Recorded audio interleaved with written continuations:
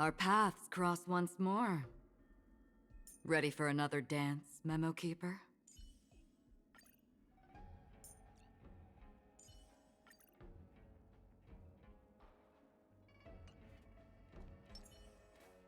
Stream forth the gleam of old blades.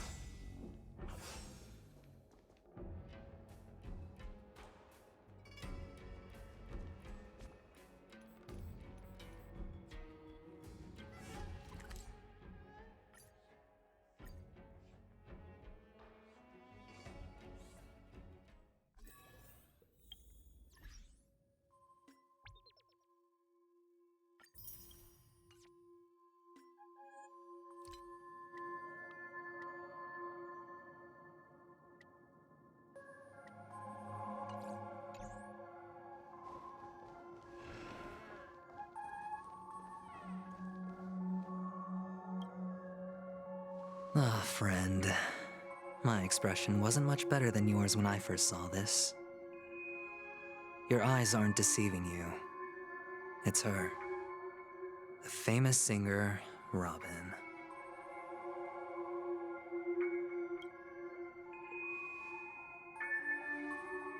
Well, first of all, can I just say that this had nothing to do with me? I'm just an unlucky bystander here. The family can testify for me. If you don't believe me, just ask anyone in the Bloodhound family. They hate me and they hate the IPC, so they'd never lie. This is not where the crime happened. What I showed you was a memory. The most basic light cone manifesting tech, authorized by the Garden of Recollection and owned by the IPC. Did you really think the Galaxy Rangers were outsiders this whole time? Penacony has made a solemn commitment to protect the safety of anyone inside a family dream. Any person in distress will be forcibly awakened and safely returned to reality. What gives them the confidence to make such conclusive statements? Because behind this promise is the harmony.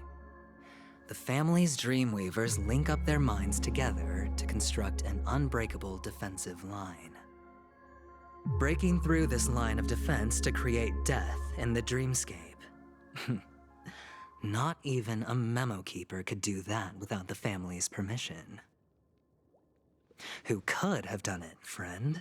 The only one is her. The girl who calls herself a Galaxy Ranger. An imposter. An unsought guest. An emanator who hides her true identity. Ifrit's death was a foregone conclusion. And Robin? Her misfortune was staring right at her. Who will be the next to die?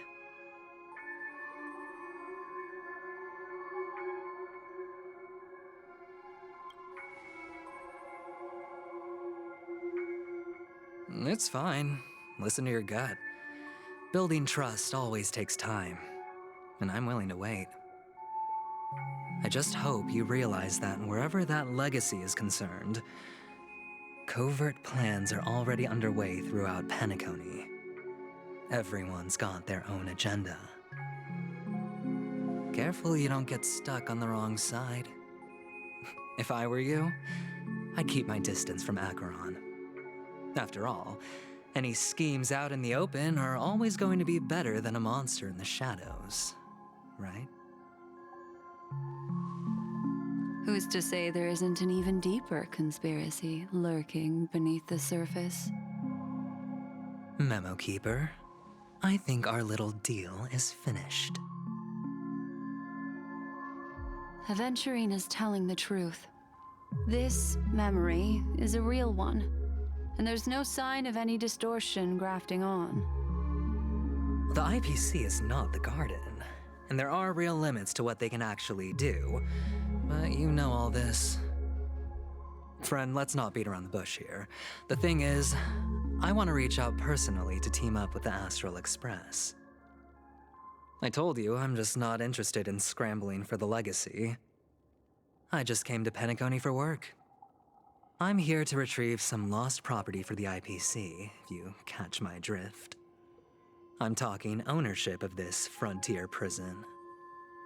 This has all become a bad debt thanks to the cancer of all worlds.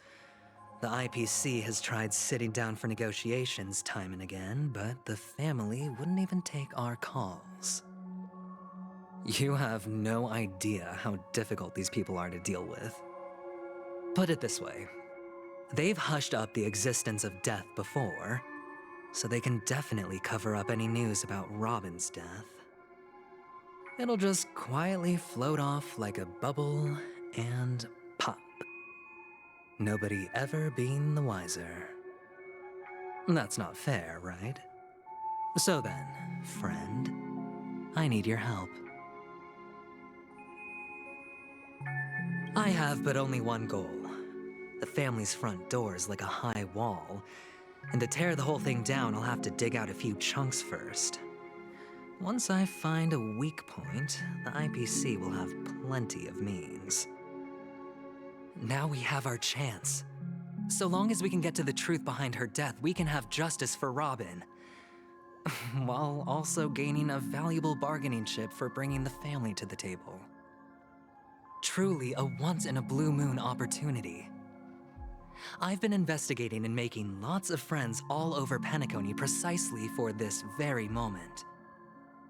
This tragic news would be extremely bad for the family, so they'll be doing everything they can to stop it leaking, especially to the IPC.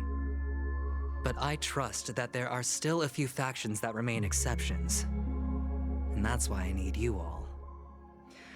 The reputation of the Astral Express precedes you, and the Harmony will give you the fairest of appraisals. You get to find out really what happened and seek justice, and I get to put it toward completing my mission for the IPC. It's what you call a win-win situation.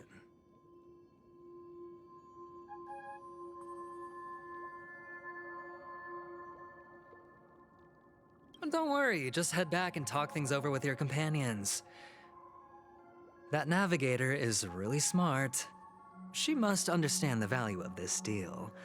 Look, here's my contact details. If you come to any conclusions, call me. Oh, and take this. A thorough investigation can always use a little more funding. Don't mention it. So long, friend. I really am looking forward to uncovering the truth about death with everyone. Aventurine just sauntered off. He really doesn't mean to force it, but something still seems off. What now? What are your plans? Black Swan. What is she thinking?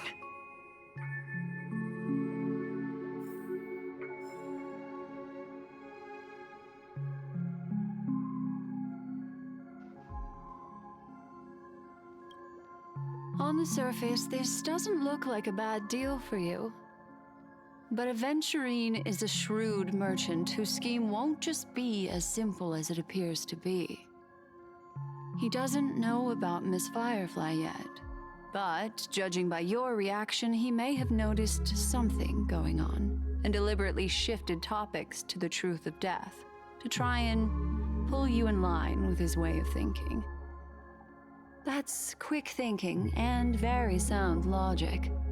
Aventurine is no fool, and working with him definitely has its dangers.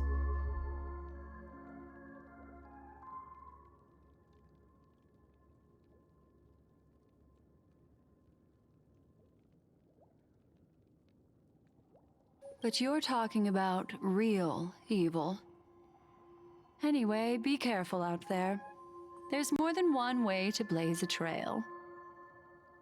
In a dark forest beset by wolves, ensuring your own escape to safety should be your primary concern.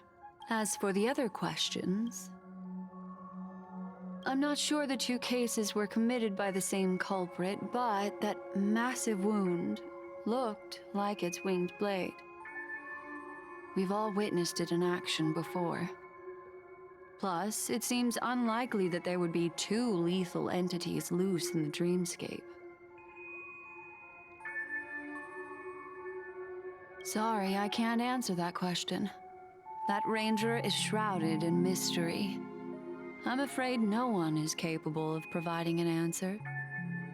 But without a doubt, she is the most special guest at this banquet. It's like Aventurine said just then. It's best to keep your distance from her. Two victims appearing one after the other in a very short time span, in and of itself, that's very unusual. Two possibilities. The collapse of Penacony's dreamscape has started speeding up, making death extremely agitated and weakening the family's protections.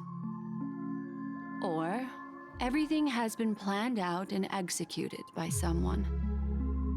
If someone has chosen these victims deliberately, first a smuggler, then a family celebrity, then this murderer's motives are worth thoroughly chewing over.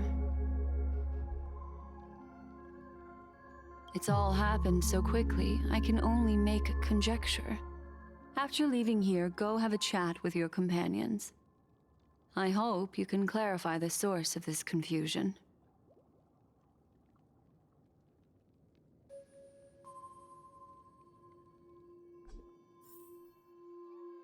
Come, this way. It's a short walk. Don't get lost.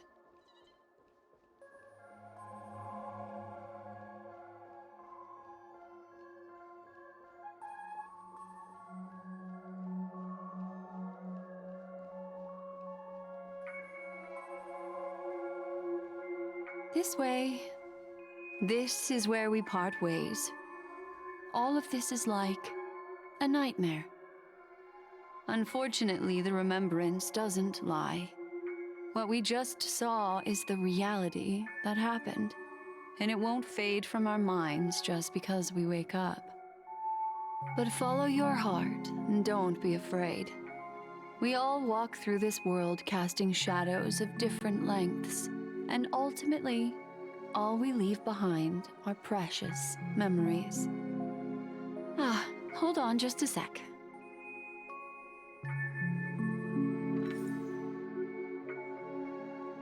There you go. A small parting gift. If one day you unfortunately fall into the deep waters of the memory zone and there's no memo keeper to join you, hopefully it can guide you on my behalf. I also pay great attention to the ways of the world. Just think of this as an apology from me for hiding something from you. Then, I've something private to take care of regarding that Galaxy Ranger. Let's leave things there, shall we? What fascinating memories will you bring for me next time we meet? I sincerely look forward to them.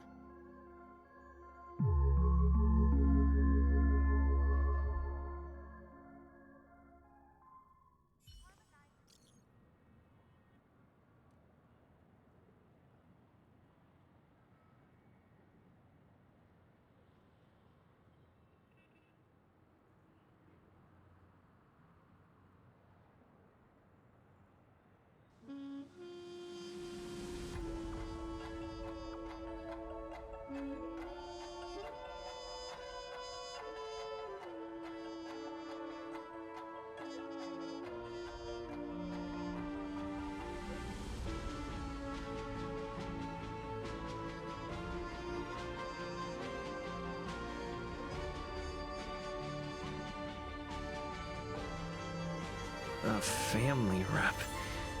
Is Himiko okay?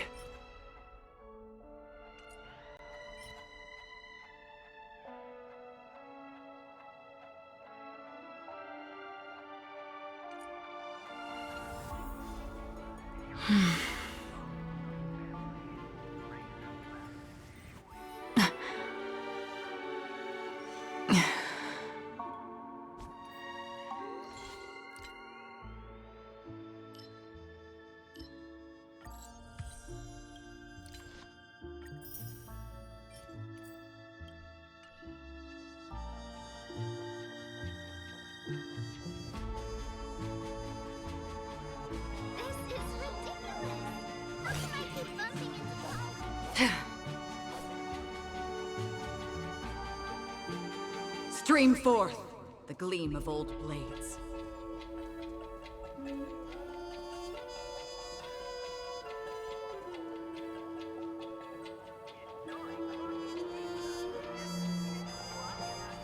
So much has happened.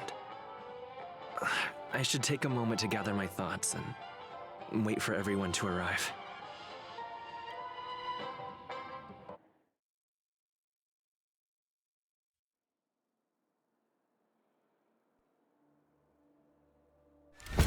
Better unsheath that blade now, Ranger.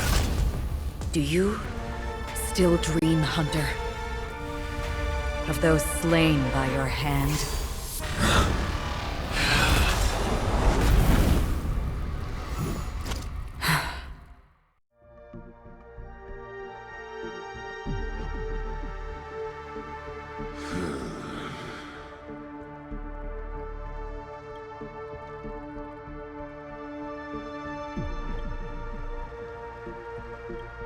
It appears the outcome has already been determined. We're still alive, as are you. You still have room to make a choice. Leave the music box behind, and then go. Choice. The bloody trail of the destruction leaves no room for hesitation. Vatora's fire demon.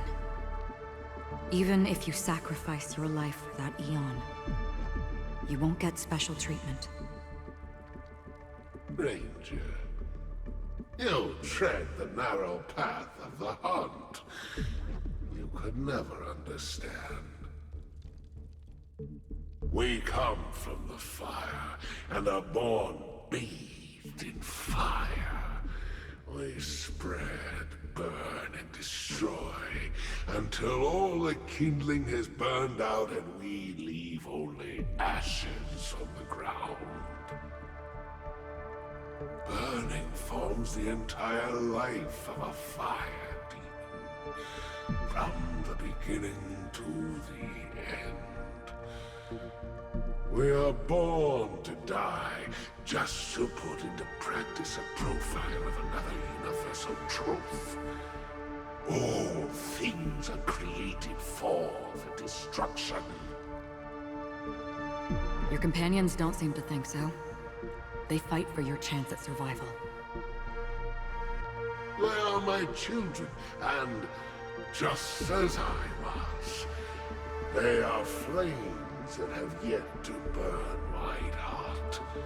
They're still young, and I don't blame them. But my flames are faint, and time is running out.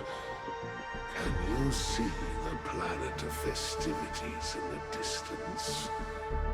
I plan to bring Purgatory with me there, and before that, I must surpass you. Why? Because on the path they have forged, you have traveled farther than I have. Emanator.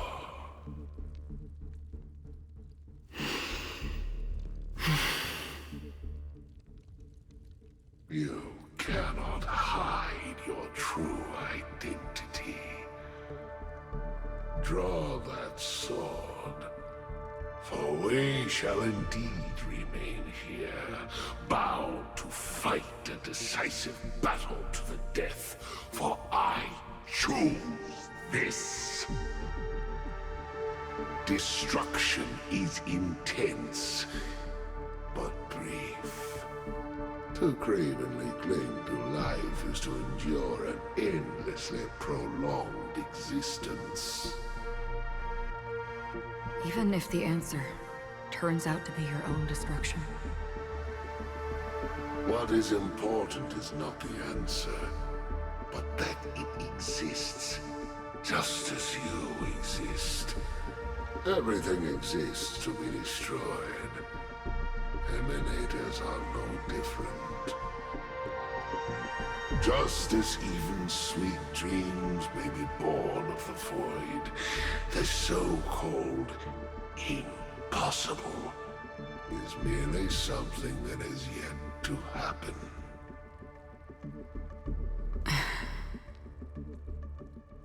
All right. I accept. You shall witness the most brilliant and intense fire in existence. May this flame illuminate the farthest reaches of your bottomless dream. A bottomless dream. Yes, that's right. But you've made one small mistake. This blade remains in its scabbard not out of pity or scorn. It's a personal secret that I don't want to disclose, but perhaps out of reciprocity.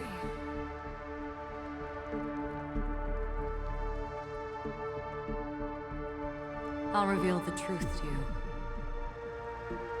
The hunt is not the path I truly follow. May death be the end of your boundless dream, guiding you back to the waking world.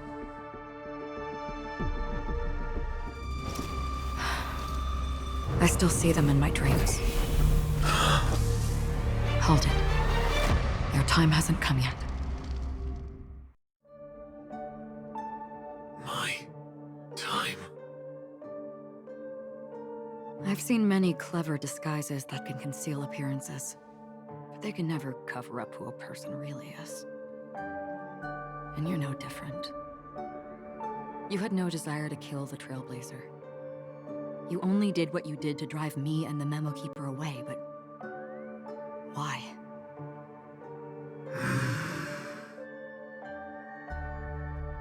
Did Destiny's slave make you do it? You know, Elio. I thought this is just the kind of thing that'd get written into your script. My script has always been brief. Other than that, anything beyond that is unnecessary. He knows my nature.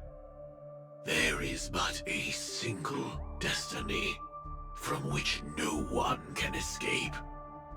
And until then, I hold the privilege of choice. However, you appear to be ignorant of this, so it's time for me to inquire.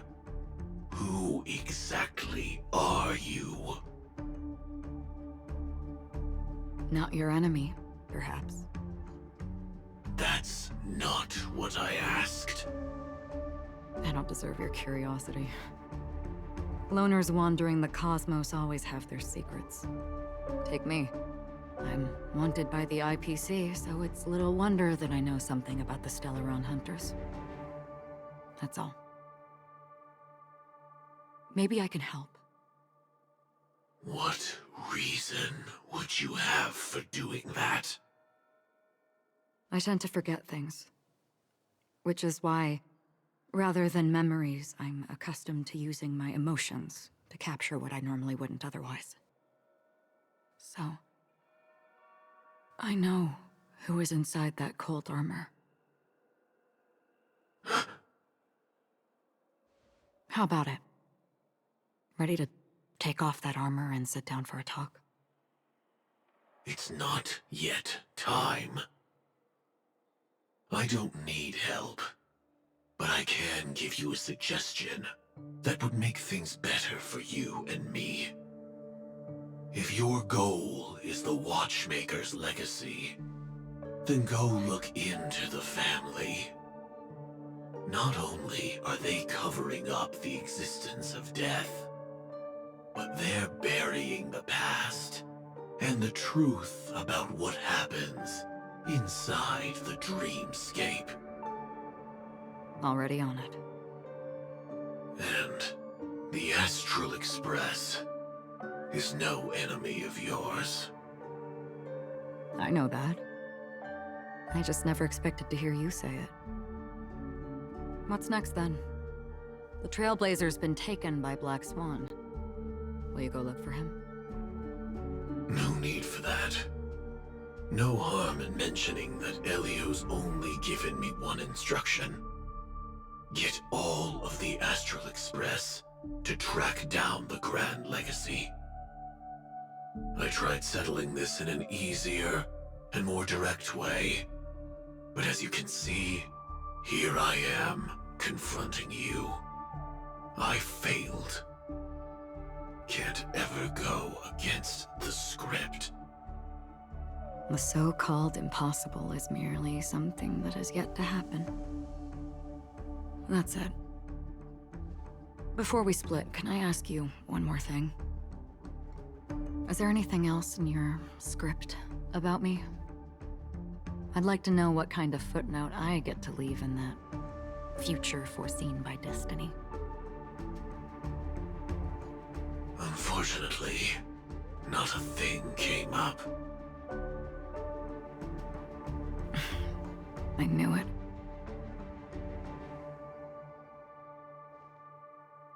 Hang on. I don't. Don't. What? Your first question was, do you still have dreams about everyone who died because of you? I don't. Never have. I was born without the ability to dream. I live for this cold, harsh reality. For a little light, and to burn, to keep on burning, until I turn to ash. So, I really envy you. Is that so? Then you're already living in the waking world.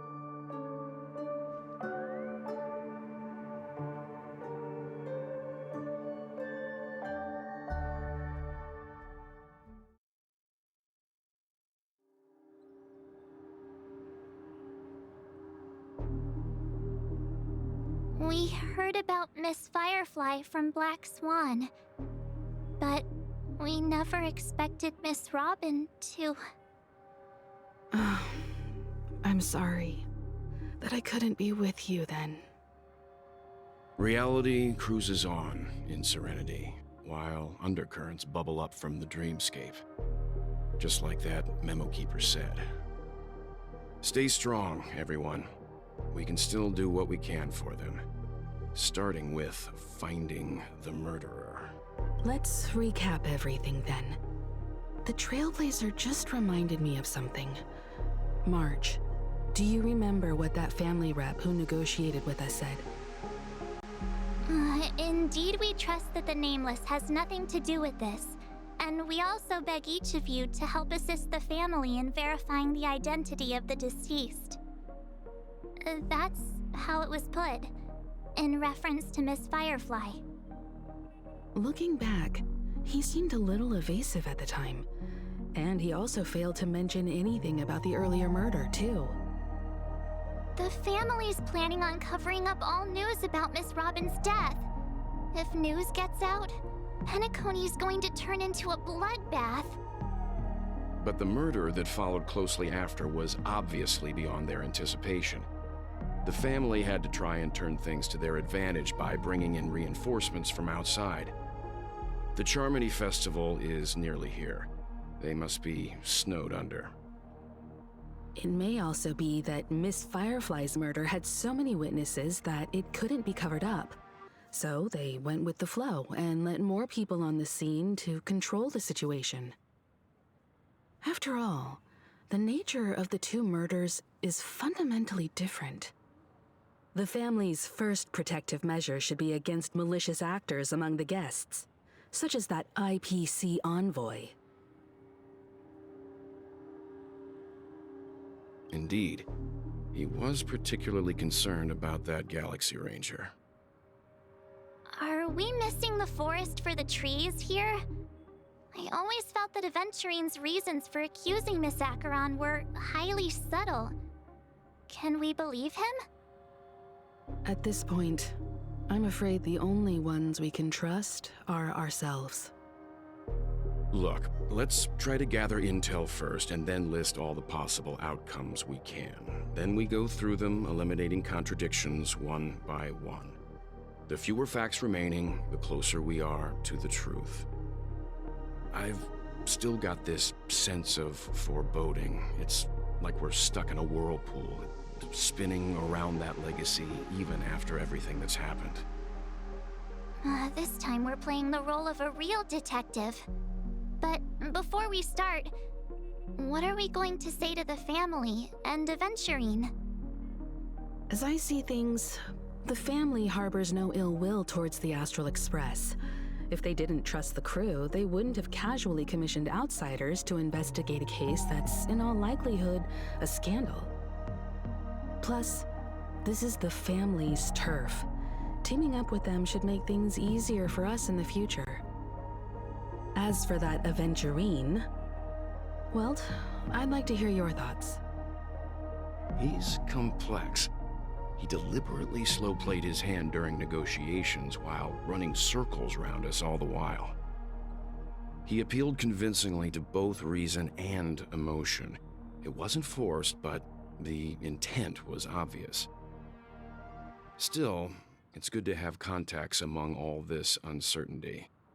Aventurine showed his skills, and as far as our interests are aligned, he can become a reliable ally.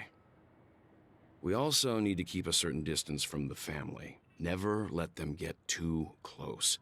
Teaming up with the IPC helps balance that out. If either side makes a move, we have the option to pull out.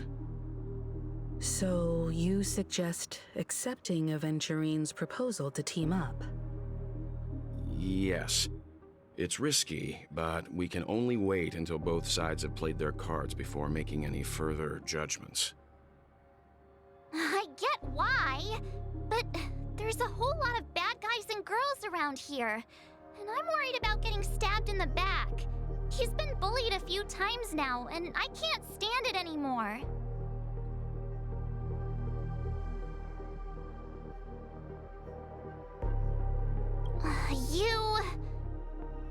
No, I can't accept this. Forget about it. Just let me keep an eye on him. If that doesn't work, we can just turn the tables and use him instead. Then, could you please reply to Aventurine? Everyone, take this time to put together your thoughts.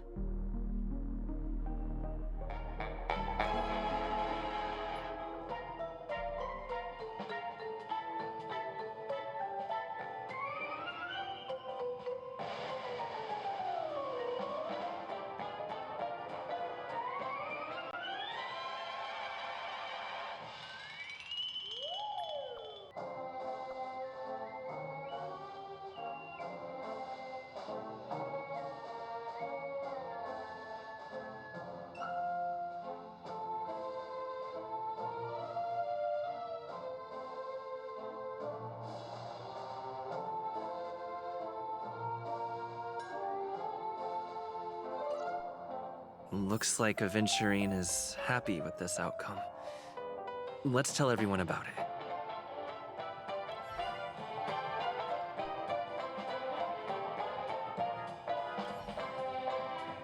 Why the long face, buddy?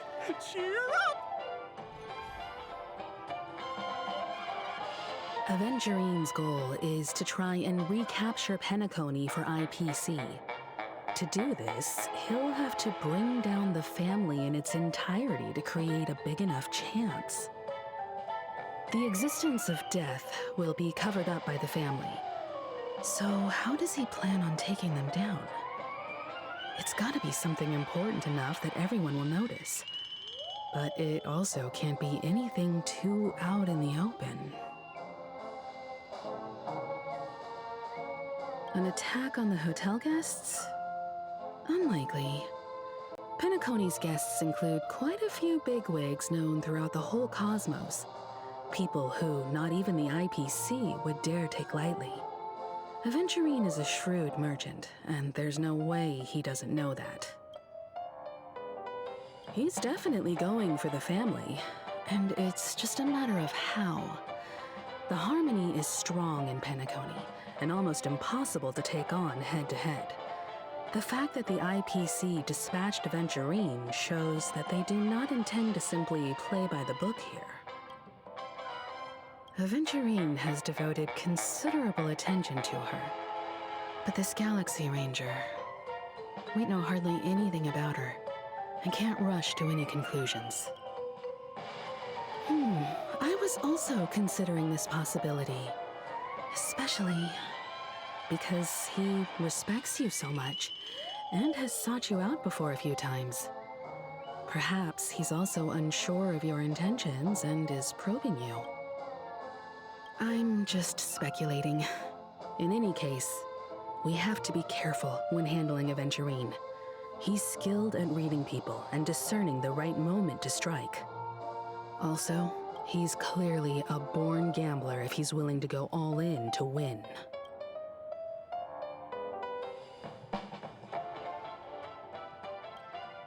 Aventurine said something that concerns me.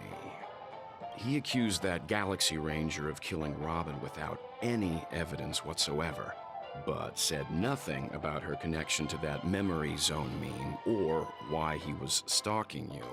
It was a groundless accusation, which only serves to make him seem more suspicious. Maybe Aventurine's goal was never to gain our trust. Maybe he wanted to foster a feeling of enmity towards Acheron and make the situation more volatile. Two birds, one stone. However, I asked Dan Heng back on the Express to confirm that story about the Annihilation Gang and the lost messages. It wasn't something that Aventurine made up out of thin air. You've met her many times now. What's your impression of Miss Acheron?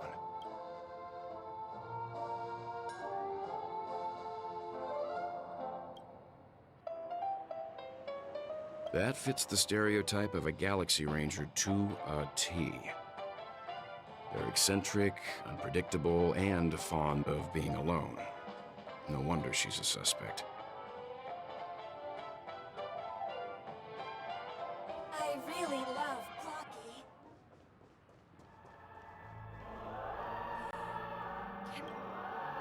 I hope it's not too soon to bring it up, but I feel like Miss Robin isn't actually dead, but that she's still alive and well.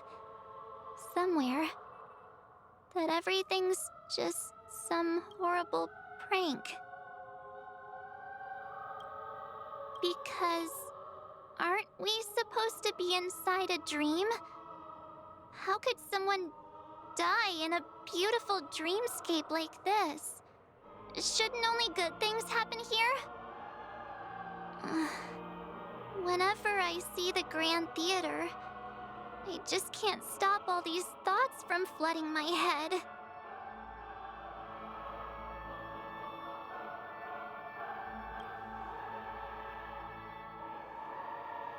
No. After all, they've brought everyone this sleepy dreamscape, which everyone loves. I just feel like I'm starting to understand them less and less. Everyone's still having a great time out there on the streets. Nobody knows what's happened. It's all so unreal.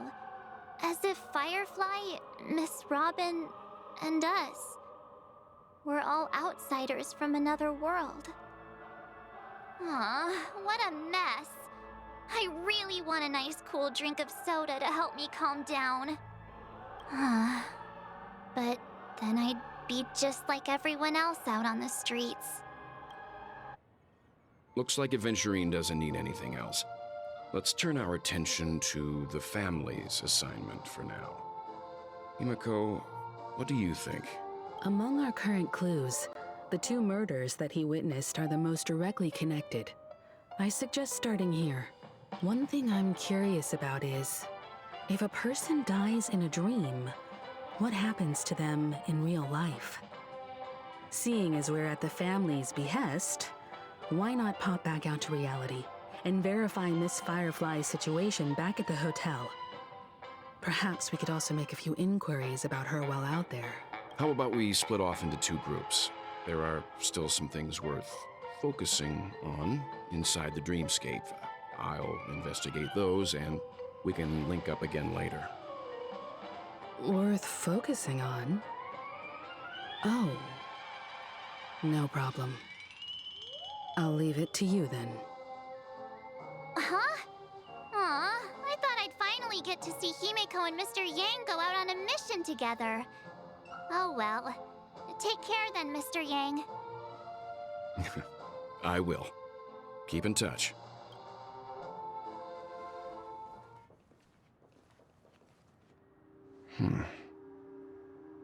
Honored guest, could you come out for a second?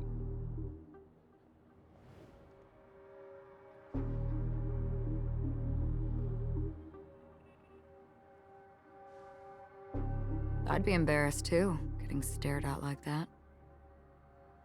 Forgive me. My name is Yang. I'm one of the crew members on the Astral Express. I believe you've met my colleagues. Welt. Is there something about my name? First, don't you want to know my name? I already do, Miss Acheron. You're a prominent figure in Penacony.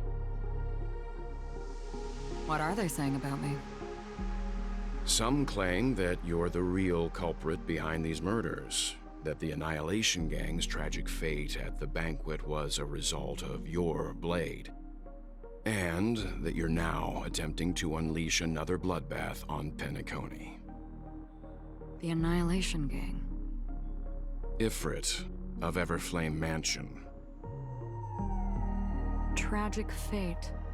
That Duke turned his dying body to flames and sacrificed his life as a martyr.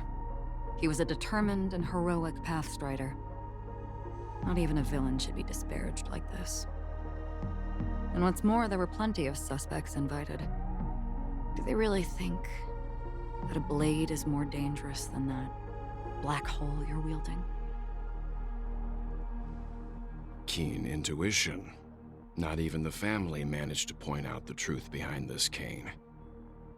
So you must surely know, Miss Acheron, that peering into a black hole is not a wise move. As a potential threat, your knowledge of us has reached uncomfortable depths.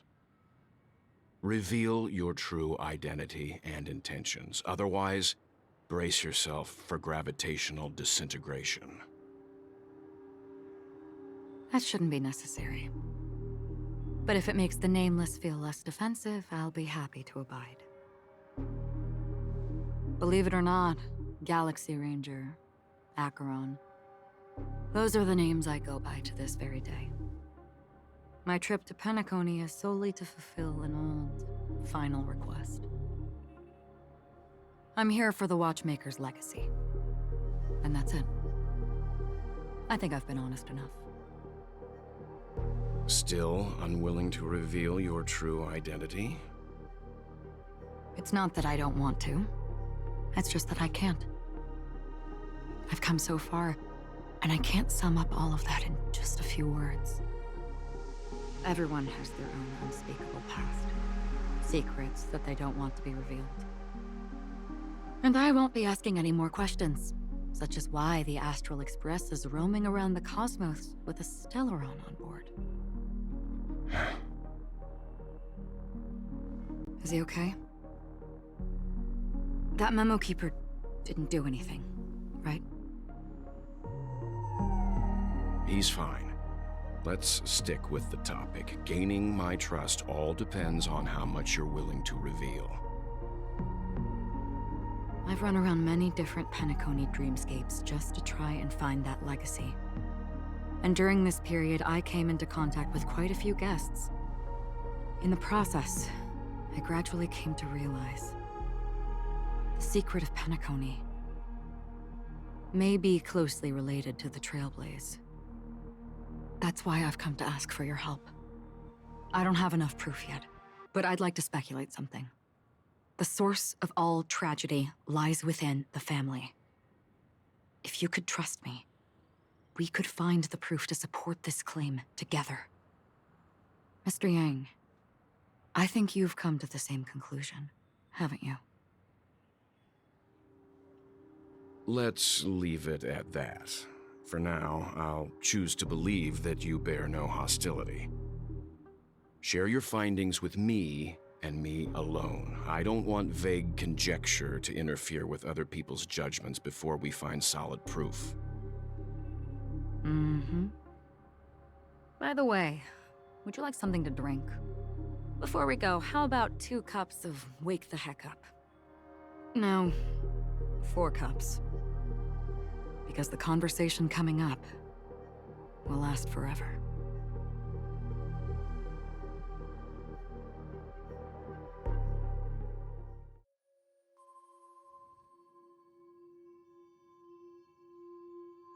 I've been watching her closely for a while now, and the first invitation was in the banquet hall of the hotel.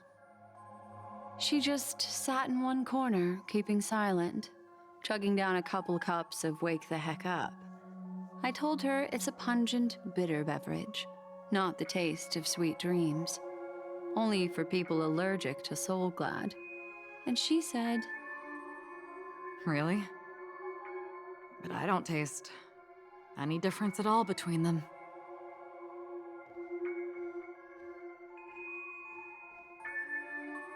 the guest rooms are charmingly minimalist.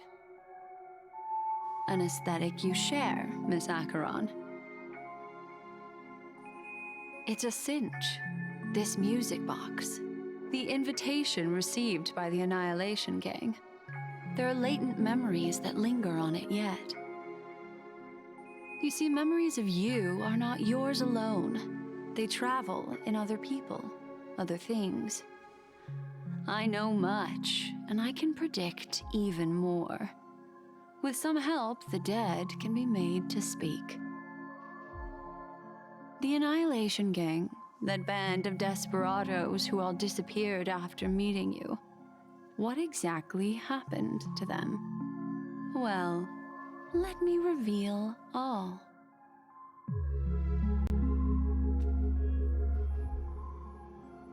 Gradation 12. Dreamscape 12. Father, I dedicate this to you. Well done, Dubra. Wherever they go, shall be met by annihilation. There it is. It's hazy, but it's Ifrit's voice. The other one is probably his progeny. This is the residual memory from when the invitation was first delivered. They were abruptly interrupted. Then, what happened next is... They sought refuge in a land of sleep, merely wishing for undisturbed rest, away from the storms. Children of the Flame, this marks your rite of passage. She won't be necessary. I alone am enough.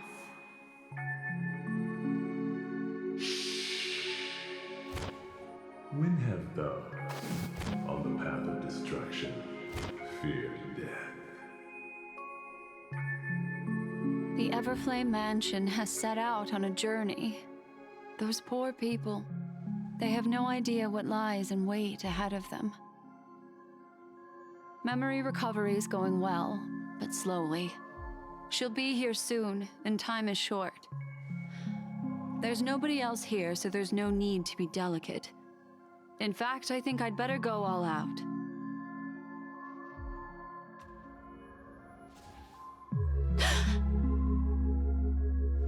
What happened?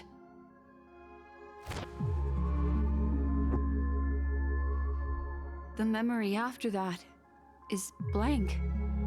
How is that possible? This music box fell into Acheron's hands, and she brought it to Penacony. That's a fact, and that's how it should have gone. But along the way...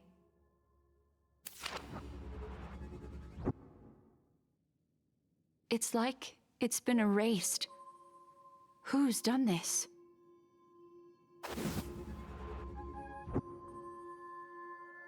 Who are you? Who are you? It's...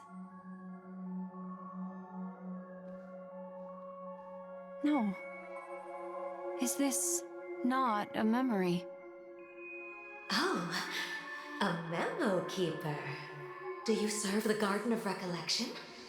Or the Cremators? My name is Constance. A pleasure to meet you.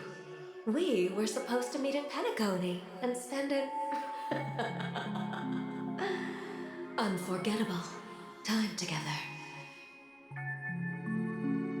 But that seems unrealistic. Dahlia's not welcome on the banquet star, and I don't need a coming-of-age ceremony.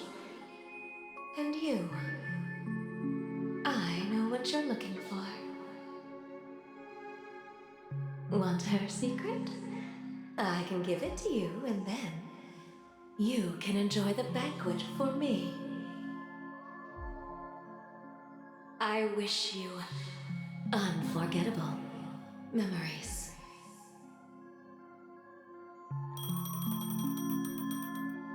Oh. A phone. Wanna listen in?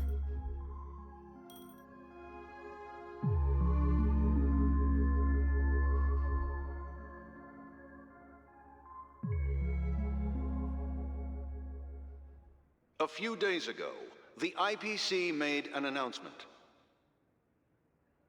Under the watchful guidance of the Marketing Development Department, and in accordance with the Interstellar Peace Charter, the independent Sigonian sovereignty has hereby been established, and shall take a legislative seat at the Interstellar Congress.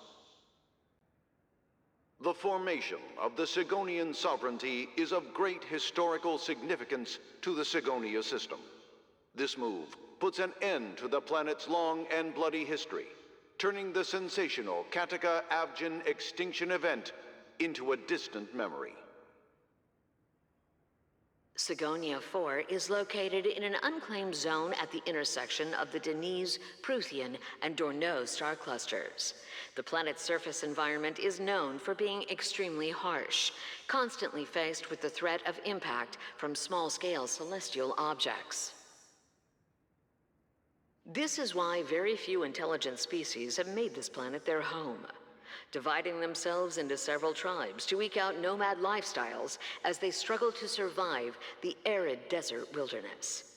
They have developed their own folk beliefs that are independent of the Eon belief system. Sigonia. Sigonia. Ravenous eye of the storm, spurned by all the gods. Land of rock, but not water. Lightning, but not rain. Blood, but not tears. You beat us with your falling stars. You lash us with wind and storm. You chew us up with the cracked earth.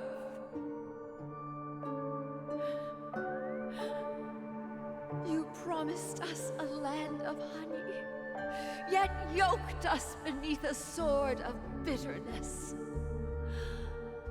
Oh, Gaiathra Triclops, if thou can hear me, please open up thy 3 eyes and gaze upon this child.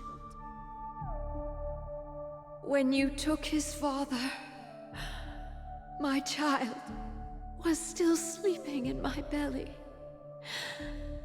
And where my husband went, I too soon must go. I don't ask for a peaceful death. Just for you to tell me, does the baby swaddled sweetly asleep? Does he dream of his mother's heartbeat and the sound of falling rain? Please tell me whether this life is all just a fleeting dream. Otherwise, why would this child be born to face impending death? Mommy! Mommy, the rain. It's raining. Raining?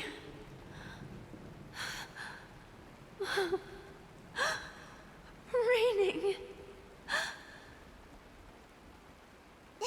It is raining. It's true. Those Outworlders weren't lying to us. They really did summon the rain. Mommy, we can leave here. We can go back home.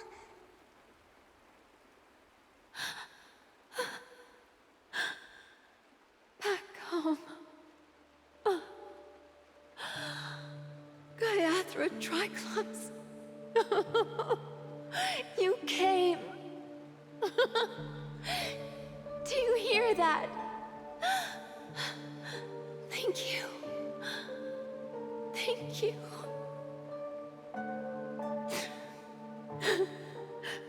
Darling, listen.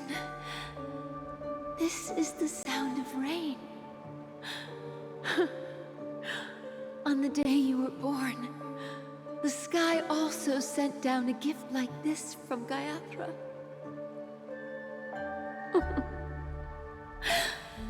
Such a lucky child. Such a blessed child. Just like your name. A gift from them to Avgen. My boy.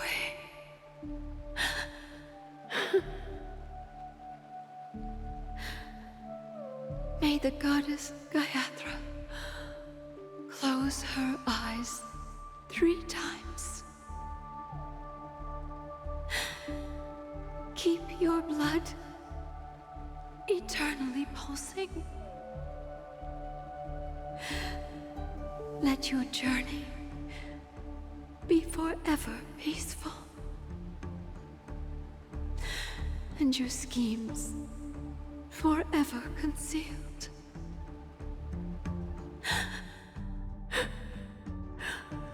Welcome to this sad world, Kakavasha.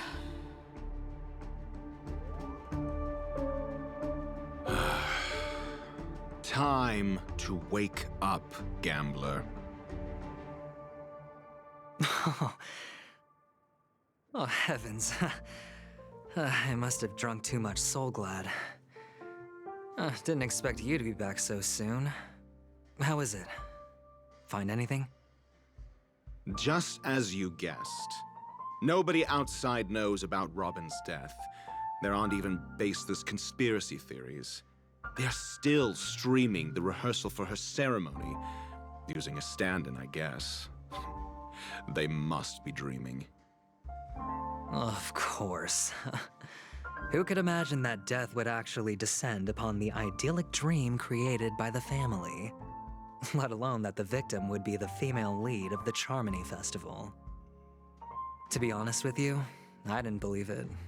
I even tested it a few times myself, until I discovered that I couldn't actually die. Whenever there's any danger, I'm forced awake by the dream pool, and it's all as if everything were just a nightmare. That's why I'm convinced that there are a few big secrets lurking behind the scenes. Then you must have heard about the Memory Zone meme. When I graciously deigned to establish connections with the Oak family on your behalf, they were quite in a pitiful state of disarray. Besides Robin, there was another body. I don't know the exact details, just that it was a stowaway. 2 murder cases? I told you something seemed off about the Nameless. He must have come across the other one. This murderer is a psycho. But I have to admit, the case should be easy to crack. We can leverage the family's malfeasance and let the IPC use this as a reason to intervene. It's just that their trickery runs deeper than I thought. Robin's stand-in was all ready to go. These 2 murders are definitely getting hushed up. What should we do? Let me think. It's too rare an opportunity to miss out on, so I gotta be careful. Incredible gambler. Have you already exhausted your limited repertoire of tricks so soon? There are plenty of chips, but it'd be best to choose carefully. The most straightforward has to be Robin. Remember? That masked fool once told me to find a mute as a friend. Robin is what she calls the mute. She has lost her voice, and while most people can't pick up on it, you and I cannot mistake that sound. Not produced by any voice box, but rather by the resonance of the harmony.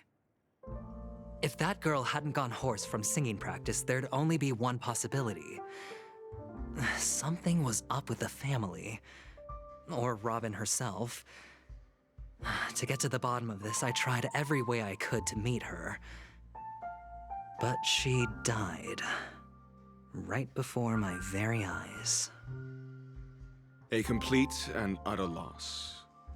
Incidentally, it seems to have resulted in your rather undignified arrival on the interrogation stand. There were eyewitnesses at the scene, and the family, in their graciousness, has tentatively accepted your alibi. However, for the foreseeable future, you shall, regrettably, find yourself under the vigilant watch of the hounds. Well, things aren't looking too optimistic, Doctor. I'm starting to break out in a cold sweat. Do you reckon there's still any chance of a comeback, given how things are? A probability? Yes, it exists, but it verges on the infinitesimal. To phrase it in a manner more befitting the vernacular of Penacony, you're dreaming. But if you simply can't control yourself and want to try your hand, then there just so happens to be a suitable candidate. That man wants to see you again. Who? Sunday. Is this a public hearing or a private trial? If it were the former, it would hardly befit my stature to stoop to the role of a mere messenger. Fine. Oh, that's great. It's all great. You see, the dead can't talk, but the living can. Ratio, I'm convinced now that there must be something wrong inside the family. Oh, just you wait and see. That man's sister has died. He can't sit on his hands. Well, without any further ado, let's set off. Lead the way. The show is about to begin.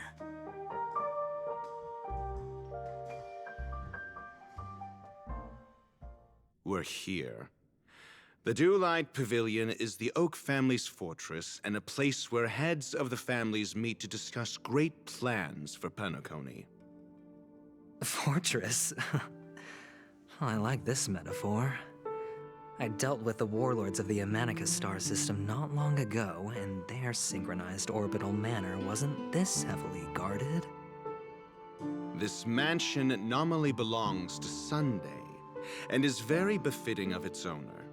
Without his express invitation, the likes of ordinary guests would never grace these grounds in their lifetimes. Look around while you still have this moment of freedom. Hey, Doc, whose side are you on anyway? Who's to say I won't sell you out? We'll see. When we meet the authoritarian master of the Oak family, I'll pry an answer out of him. Follow me and I'll bring you to his parlor. Hold your tongue and let me deal with the members of the family.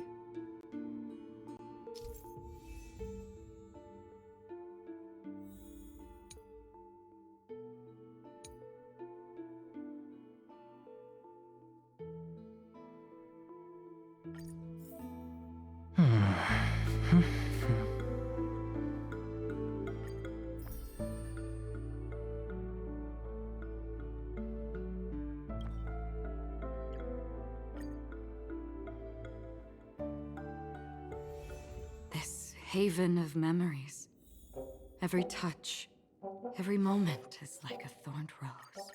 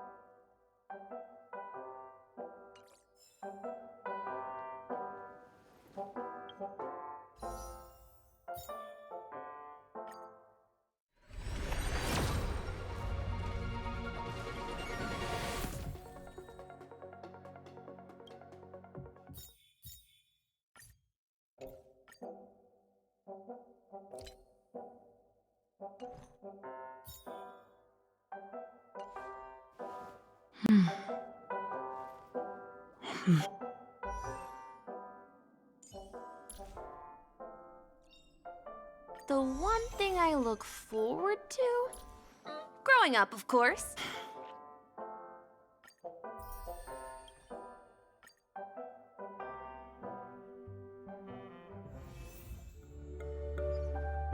Feeling lucky. Feeling lucky. Hey, you two! That's a place of business. No entry. I was requested by Mr. Sunday to bring him the suspect. My name is Ratio. He should have mentioned it to you. Oh, I remember you. Veritas Ratio. Your punch virtual particle clock is impressive. Excuse me? The one on your head. Of course, it's nothing compared to my full pocket dimensional annihilating power armor of the Mobile Knights. Right, and as I mentioned, that fantasy raiment of yours doesn't exist.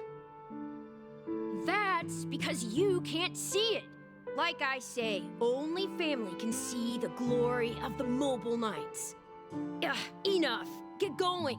Don't keep Mr. Sunday waiting. It seems like the idiocy index here is no better than it is out there.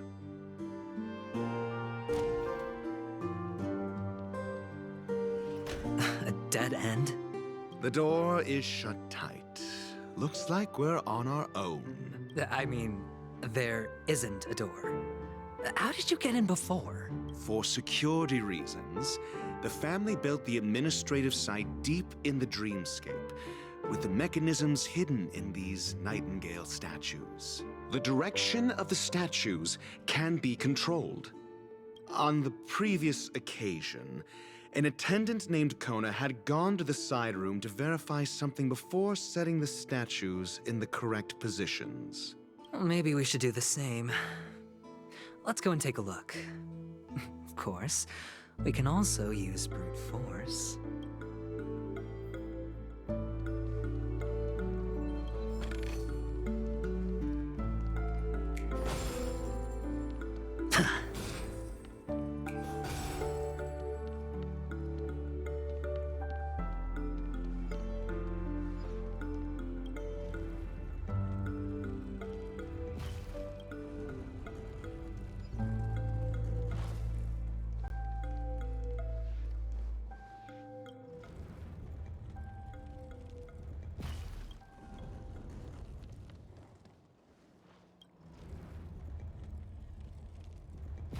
solving a problem by brute force doesn't prove your intelligence. The side room. Don't let me repeat myself.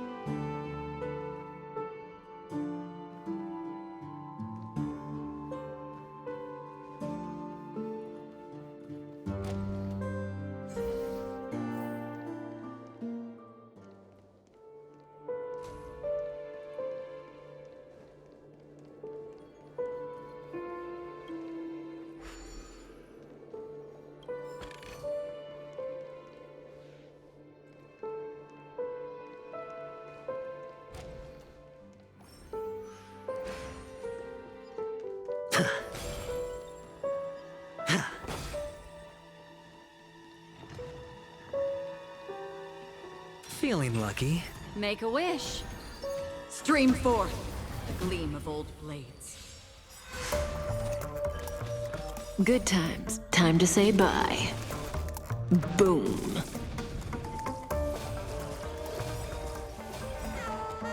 No dirty tricks, all right? Memories beneath the waters lies an endless abyss.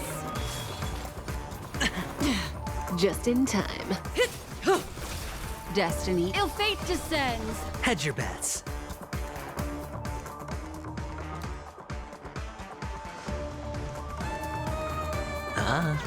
Relax. Watch your head.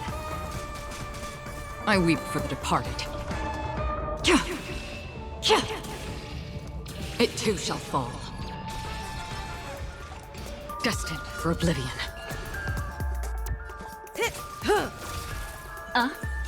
Stand still.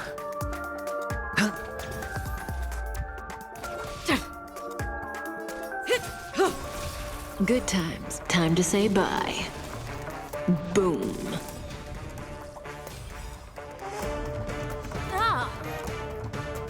I weep for the departed.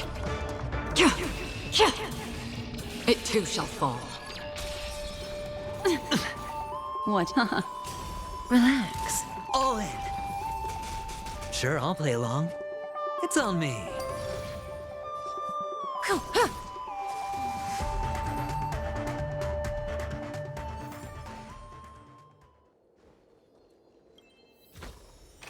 This is what exploring the cosmos is all about.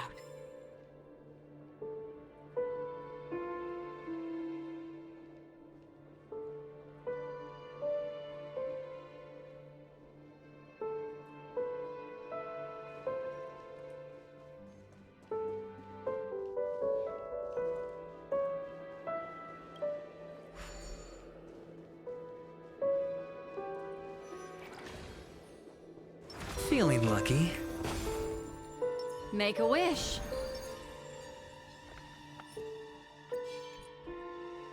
Stream forth the gleam of old blades. Seek, and you will find.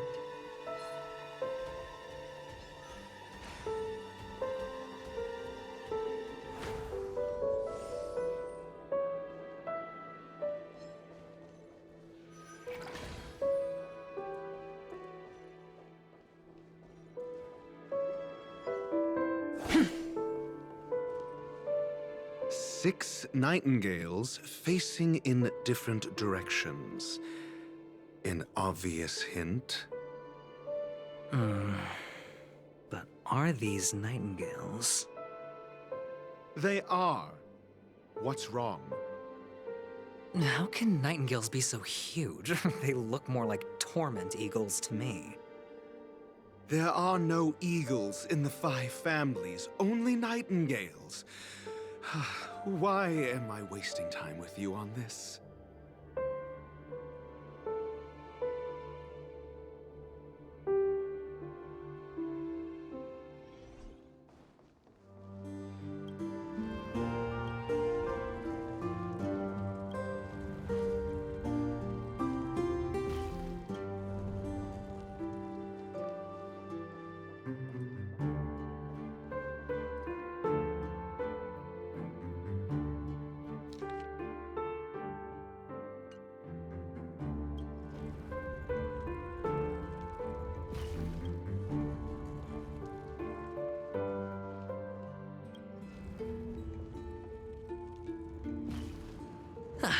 Just as I thought.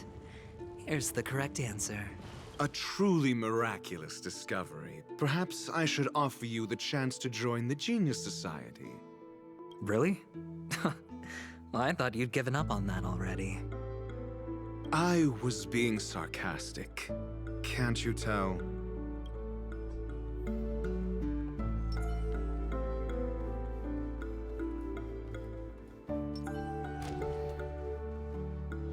Oh, impressive. So much for Mr. Sunday's reserved, virtuous image. Do you need me to remind you? We're in a dreamscape. No matter how grand the mansion looks, it'll not affect Penacony. Stop wasting your time nitpicking the family here. Yeah, you're right. The only way to destroy the family is death. Sunday must have thought the same. Let's head down.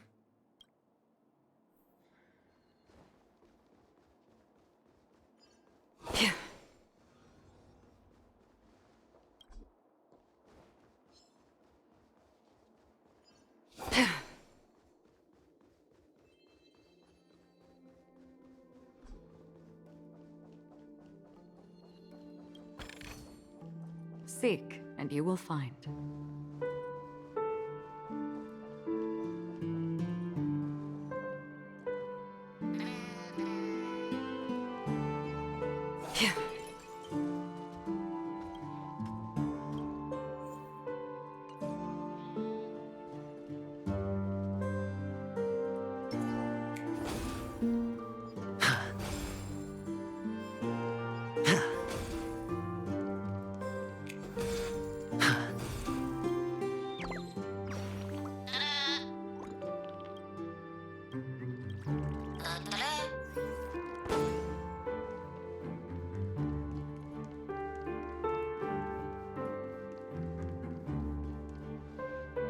Hold on.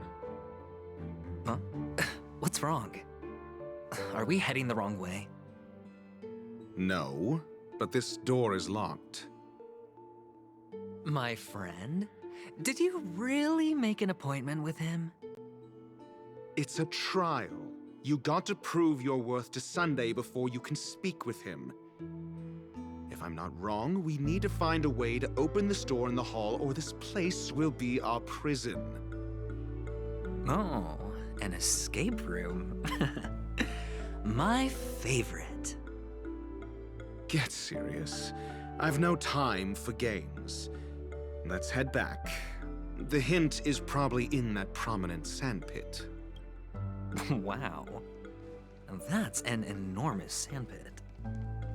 I'd love to build a tall building for myself, once I have enough savings.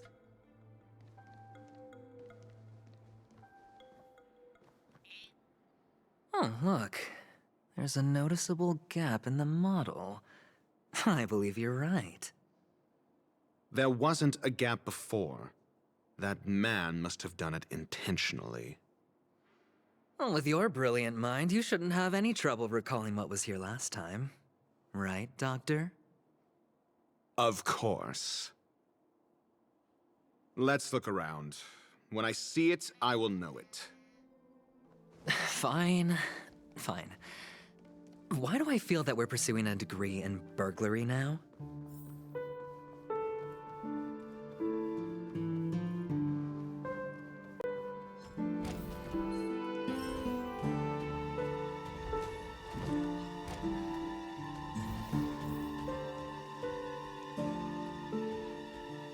Stream forth the gleam of old blades. Found it. This is it.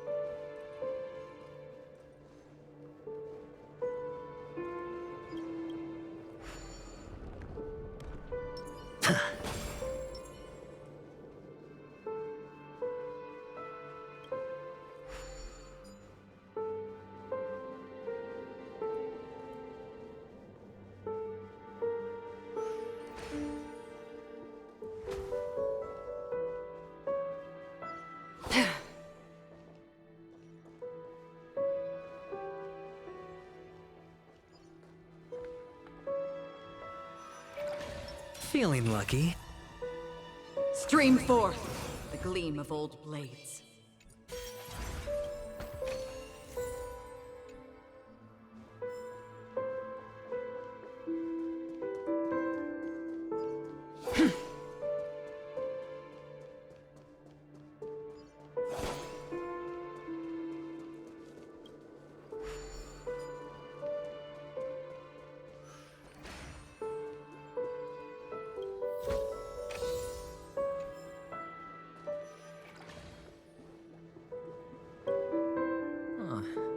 And the nameplate reads Gulliver's Arch. Well, I'm amazed you can remember something this tiny. You know, this reminds me of a tunnel I once saw that could shrink people who passed through it. If I were you, I would shut my mouth. It's wise to remain silent when you should.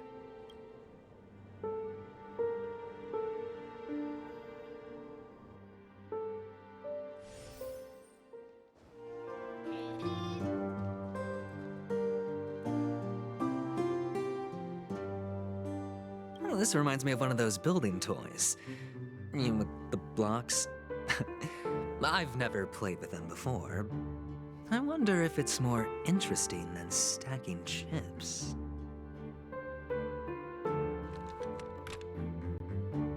Oh, look. The gap is closed. And it fits perfectly. So, what's next?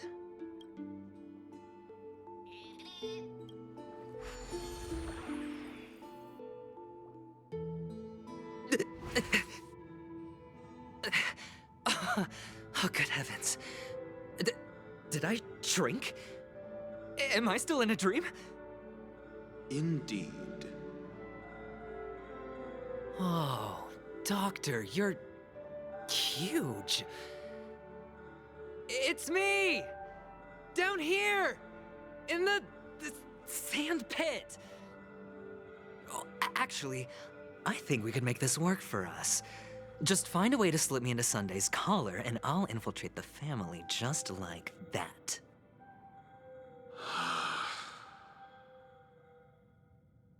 Oh, fine. I was just kidding. Let's find a way to open the door.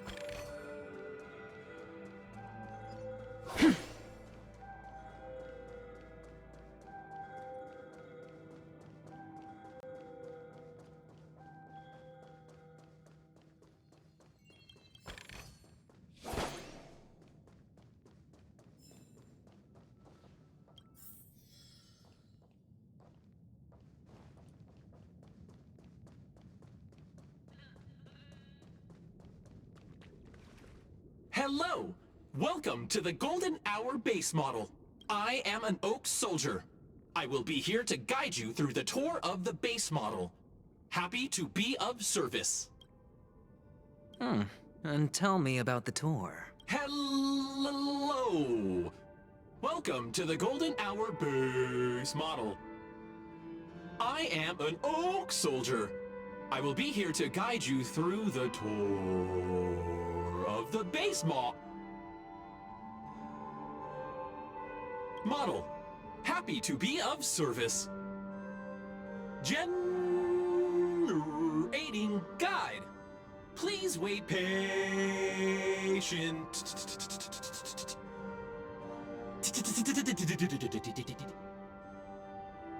Found the nearest check-in spot. Please look behind me. A capsule machine model.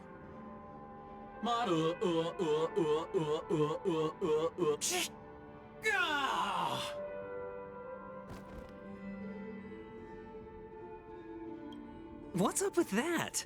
Now the family's toys are trying to frame me? I didn't do a thing to it, Doc. You've got to be my witness. Oh, capsule machine. There's no mechanism on the floor. Could there be one at the top? Doctor, do me a favor.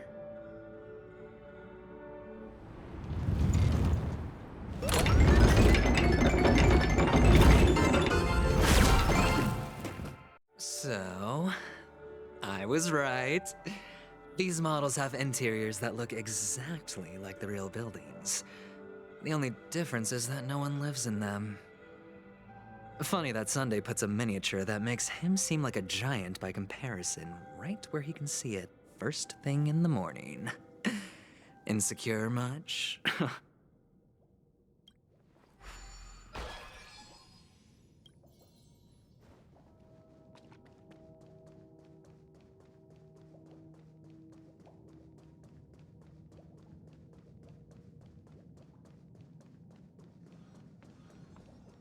Stream forth, the gleam of old blades. Oh, one of the fragments flew upstairs.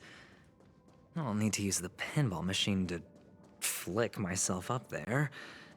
But it's tough.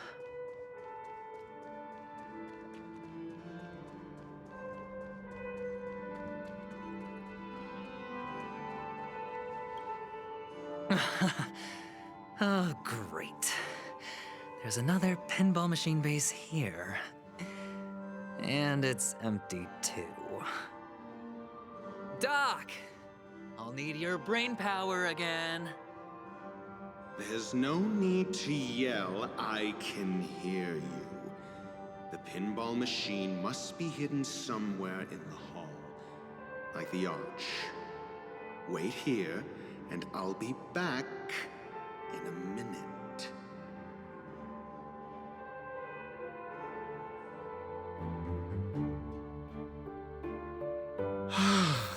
Finally, a moment of peace.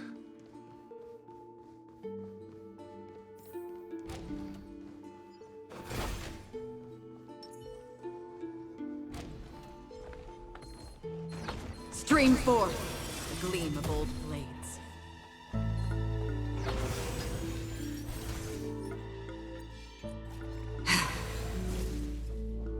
That's it. Pleasant moments of solitude are always fleeting.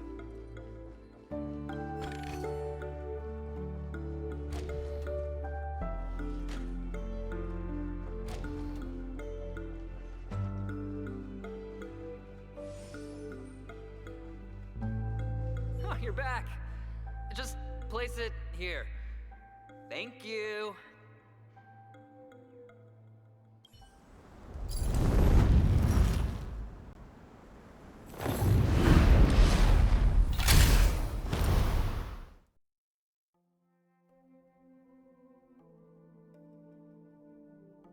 Thanks, Doc.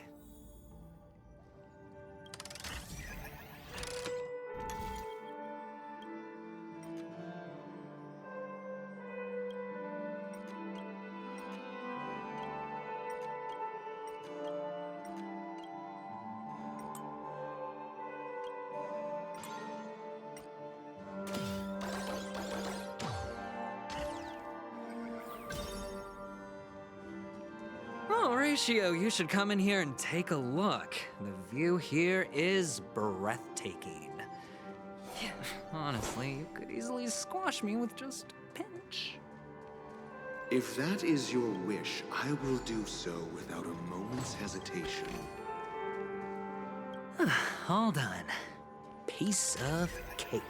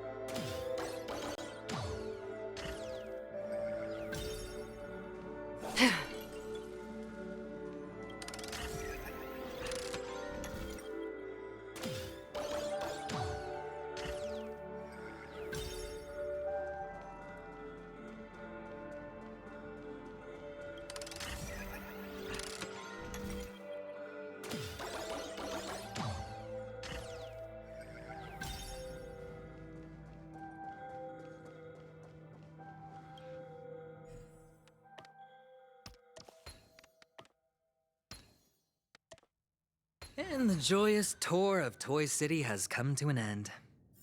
Makes me feel sad. Penacony isn't all bad, right? I'll use this interesting experience as a talking point at the poker table.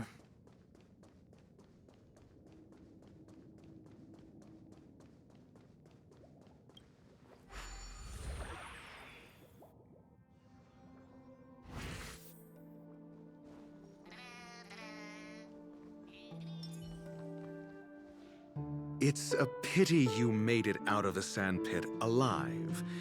Sunday is just beyond this door. From my limited understanding, he's not someone easily handled. Are you prepared?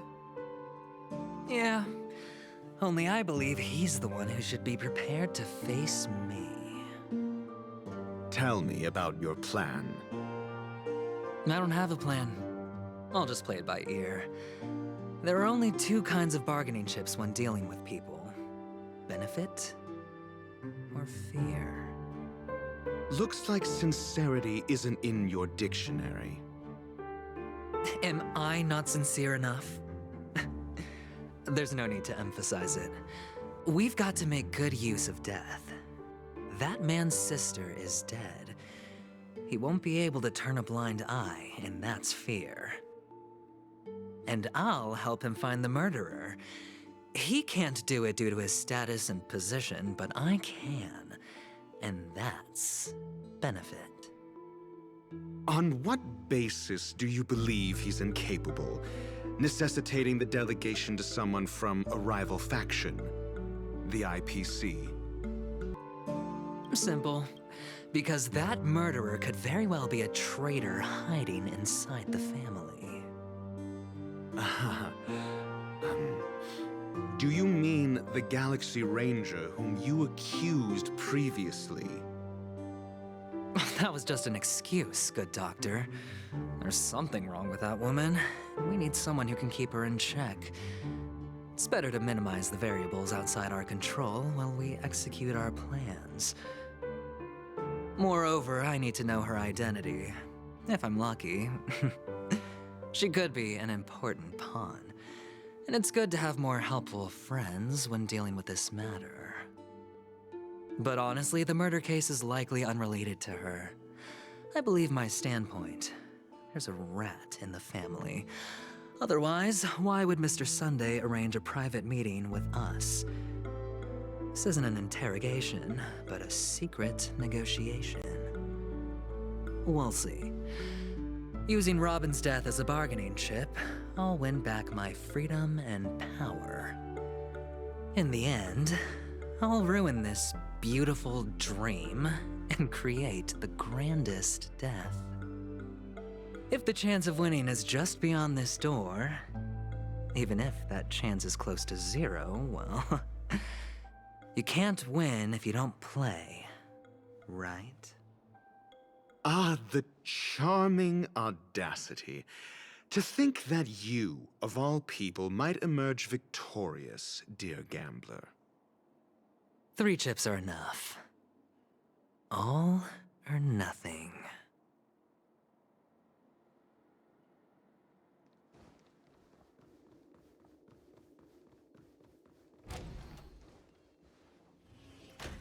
It seems my puzzles are too effortless for you, IPC Ambassador. I appreciate your words. And I see you put a lot of effort into welcoming me, Mr. Sunday. However, this is no way to greet a guest. Well, this isn't an invitation, but a summoning. Before we speak, I need to test your character. I imagine this knowledgeable doctor friend of yours has been of great help, yes? Certainly. You ought to know this better than I do. He's already faithfully fulfilled his duties, hasn't he? Yes, the doctor has assured me of your noble character. He considers you, like himself, a virtuous person who can be trusted by the family. I have come to know you very well as a person, Mr. Aventurine. You're diligent, generous, and willing to cooperate. The fact that you succeeded in overcoming many obstacles just to meet me gave me the reason to believe in your wisdom and courage. But there's one thing I must ask you. That is, you've used your wisdom at the wrong place to meet the wrong person and put yourself in a situation where you shouldn't be, witnessing a tragedy that shouldn't have happened. You don't look too well. Am I making you anxious? If not, then it means I'm on your side. If I wasn't mistaken, you'd just made a serious accusation against the family. No, you weren't mistaken.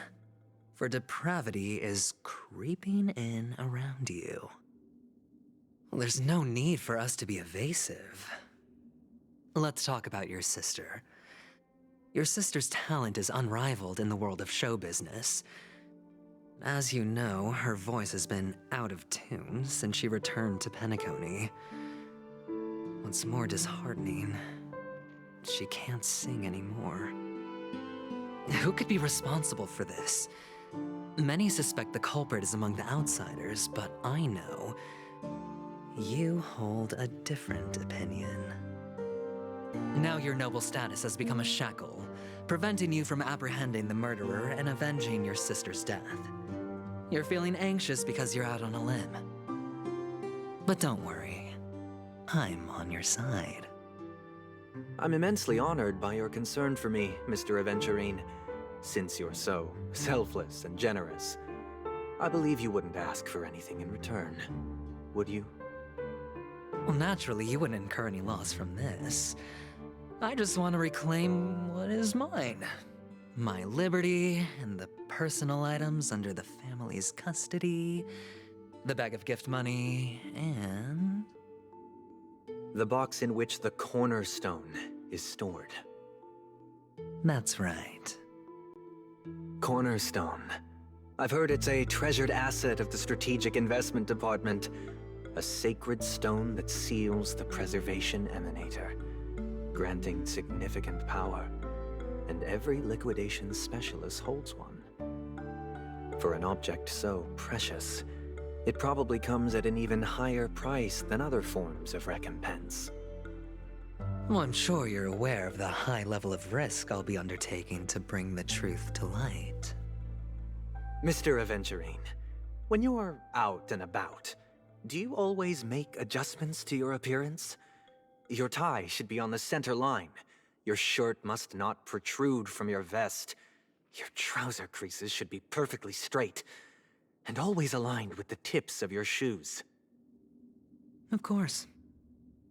But I don't, because it's not appropriate to do so in public. You should make sure everything is presentable and in order before leaving the house. I'm not the kind that takes risks. The cornerstone must be in the custody of the family. No room for negotiation. Please, don't let me turn you down twice. Sure. The gift money is good enough. I suppose you wouldn't mind that. After all, a merchant can't function without a bargaining chip. You compromised quicker than I thought. Unfortunately, it's a gambler that needs a bargaining chip, not a merchant. I can give you your gift money, but before that, I want you to tell me.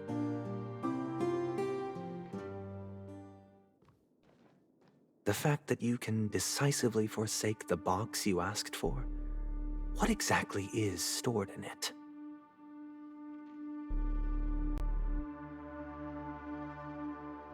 Oh, triple-faced soul, please sear his tongue and palms with a hot iron, so that he will not be able to fabricate lies and make false vows. What have you done? Under the light of the harmony, all wickedness is revealed. I implore them to shed their light, and I'll ask you questions on their behalf. Next, you have 113 seconds to prove your innocence and gain my trust. And if I refuse to answer? You can try, and we'll see if the harmony rejects you.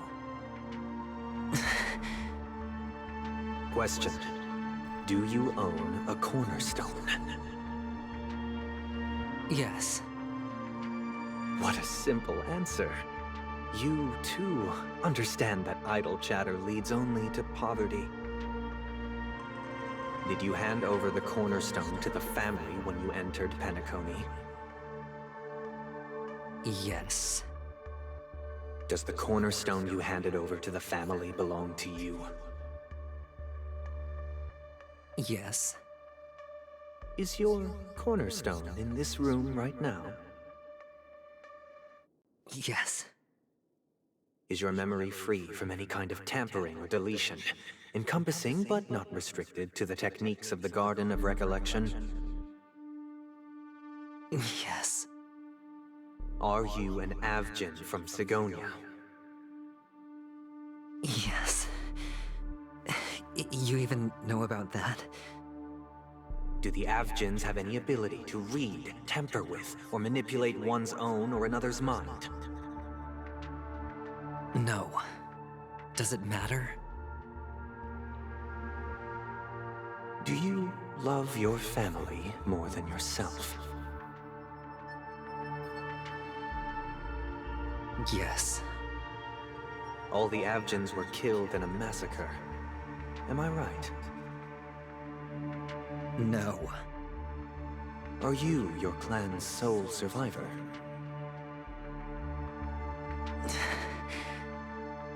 Perhaps. Do you hate and wish to destroy this world with your own hands?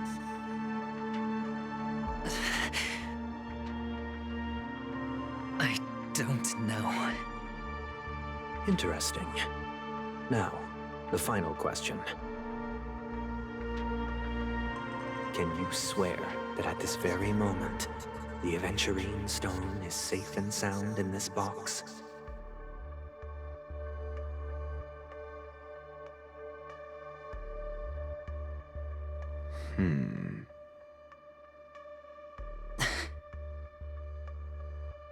Of course. Looks like we can get an answer. Open it, Mr. Aventurine. It's your last chance to defend your honor.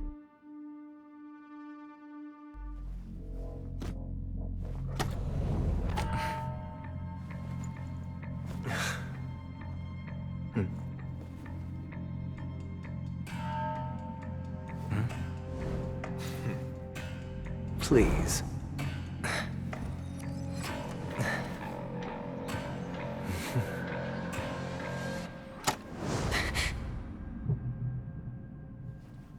Are these what you're looking for?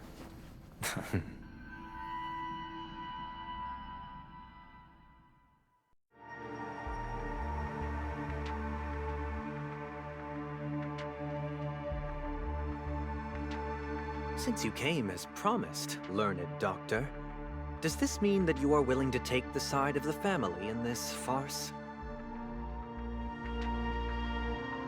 What makes you think you can convince me? I've heard you haven't enjoyed Mr. Aventurine's company. I also understand that you're an avid learner who sees the pursuit of knowledge above all.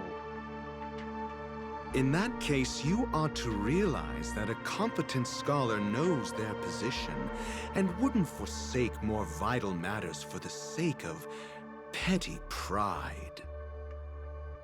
If you agree to assist the family, I'll share our research findings on the Stellaron. You must be quite aware that, besides the family, no other faction is willing to share such information.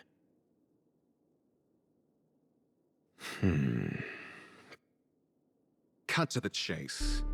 What do you need from me? I need Mr. Aventurine's comprehensive plan. Haven't you confiscated his cornerstone?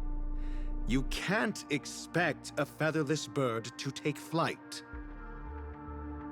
But I've also heard the 10 elites in the Strategic Investment Department have united, progressing together in the interests of the IPC. You'll have to speak more clearly than that.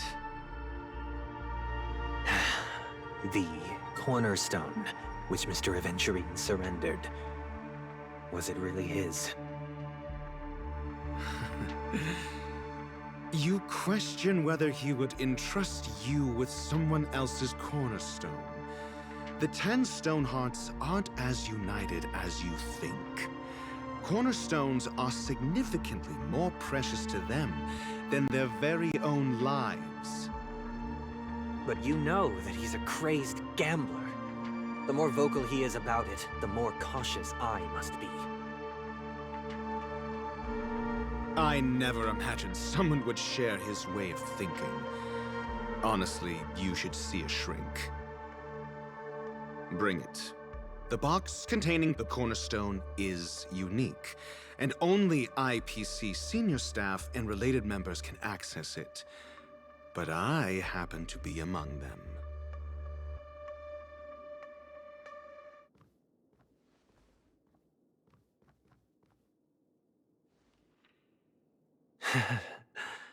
I appreciate it.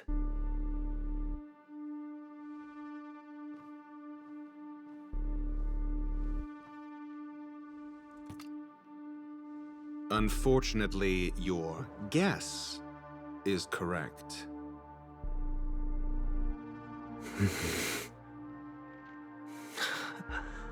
The golden stone. Its color and glow are similar to that of Klepoth's body. This is the very ruse he intends to use to fool you. He won't reveal to you that the 10 Stonehearts chisel their own will into the cornerstones, granting them an unparalleled radiance. And this golden statue is also known as Topaz, not Aventurine, and it belongs to Topaz. So, do you wish to confront him? Not at the moment. I'm more interested to know the location of his cornerstone. The safest place somewhere you'd never think of. Because he never intended to hide it. In fact, that cornerstone has been in your hands from the very beginning.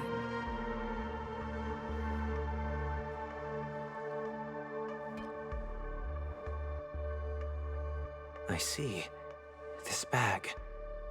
Mixing a cornerstone, more precious than life itself, with a bunch of worthless jewels, disguised as a gift of money waiting to be confiscated, is indeed in line with Mr. Aventurine's style. Then he makes up some trivial excuse, downplaying the matter and requests the gift money. This is a gamble, one he's all too familiar with, betting on your single misstep, leading to a total loss. Learned doctor, I am grateful for your help. The family will surely reward a righteous person like you. As for the villain, I hope he retreats in humiliation. It was all thanks to your friend with a keen eye that I could add a blot of utter failure to your storied career. Ratio, you wretch. Finally shown your true colors, huh? Oh, and just to remind you, you currently only have 17 system hours left to live. Treasure your remaining time, and savor the delectable aftertaste of defeat. You might as well explain yourself a little more clearly. What I performed on you just now was the Harmony's consecration. You were to show allegiance beneath the illumination of their grace. Yet you acted willfully, uttering nothing but falsehoods, transforming the consecration into a trial. I genuinely see no reason to absolve you from it. Is this what the Harmony represents? But is it built upon constraint and coercion? You misunderstand, Mr. Aventurine. Punishment is meant for the irreverent, but I have seen your resilient spirit, and thus I offer you the possibility of a new beginning. Throughout these 17 system hours, you will be unable to escape the dreamscape or contact any of your companions. You only have 2 paths before you, and it all depends on whether you can complete my test within the time limit. Should you succeed, you will be able to coalesce into the Harmony and be with your family. If you fail, you will suffer the wrath of the Eternal Centurion and fall into an abyss of doom. Sounds like I'm gonna end up the same either way. I indeed do need a servant to help me uncover the evil hidden in the family from an external perspective. I will purge the evil from the inside and bring the real culprits to justice within 17 system hours. When the time comes, compare your findings with mine. If both our findings align, or if you can provide me more insights, then they will truly be able to grant you mercy and honesty. Shameless hypocrites. You took everything from me and still demand the truth? That isn't fair. Your carnival reeks with the stench of cash. Nothing is achievable without it. This is meant to be an act of personal virtue, not requiring the family's support. Your bag is over there. Do as you please. I believe you can trade this bag of worthless jewels for everything you need. That's what gamblers excel at, isn't it? Off you go, Mr. Aventurine. You are free. I will wait here for your good news.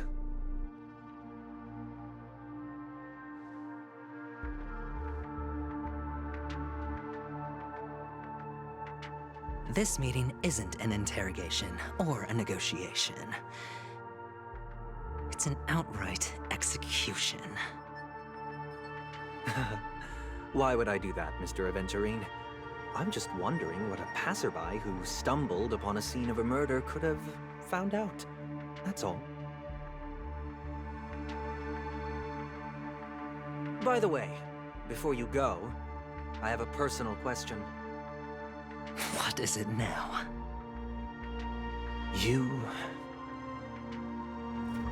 Do you truly wish to bring about the destruction of this world?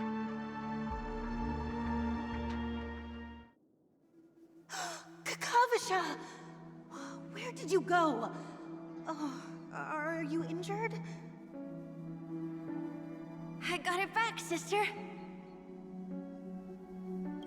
You went to look for them? That's too dangerous. It's just a necklace. It's neither food nor water. We can survive without it. But I can't live without you, little brother. Promise me not to look for those catechins again, okay? Sister, don't be afraid. The catechins are fools, but I'm smart. I played a game with them, and I won. Won? What happened exactly? Tell me. I made a bet with them. The two birds in the desert and me. Who will die first? I won. They suspected me of cheating, but I didn't. I won fair and square. Of course you'd win. You've always been a lucky child. Gaiathra Triclops must be watching over you. But that's no reason to push your luck by going up against those bloodthirsty, cruel catechins. Have you forgotten how Mom and Dad...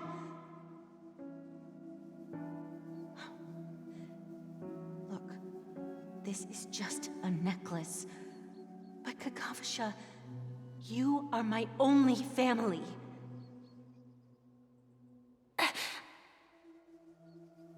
I'm sorry, sister. I thought you'd be happy. Because Mom left you this necklace. There'll be no next time. It is important. But not as important as you, my dearest brother. I don't blame you, but you must remember what Mom said. Pain and poverty are the trials of Gaiathra Triclops. She has also granted us a chance. And that's your good luck, Kakavasha. Your good luck is the most precious wealth we, all Avgin, have. You're a child blessed by Gaiathra Triclops and can lead the clan to happiness. So always remember to protect yourself and never resent the pain and poverty you're going through, all right? Listen to me and swear to Gaiathra Triclops. Okay. We'll swear to Gaiathra Triclops to protect this wealth. But sister, if Gaiathra Triclops was really watching over us, Then why did she not protect Dad when he was swept away by the quicksand? After all, Dad went to the Catechins' land only to prepare for Gaiathra Triclops' offerings. And where was Gaiathra Triclops when Mom was shivering in our arms? Mom was still pleading for Gaiathra Triclops' forgiveness under her breath, until the moment she closed her eyes. Sister, everyone praises me for being smart, but I don't get it. If every rainpour was Gaiathra Triclops' forgiveness and grace, then how bad were our sins? So much so that we were born in this world of death?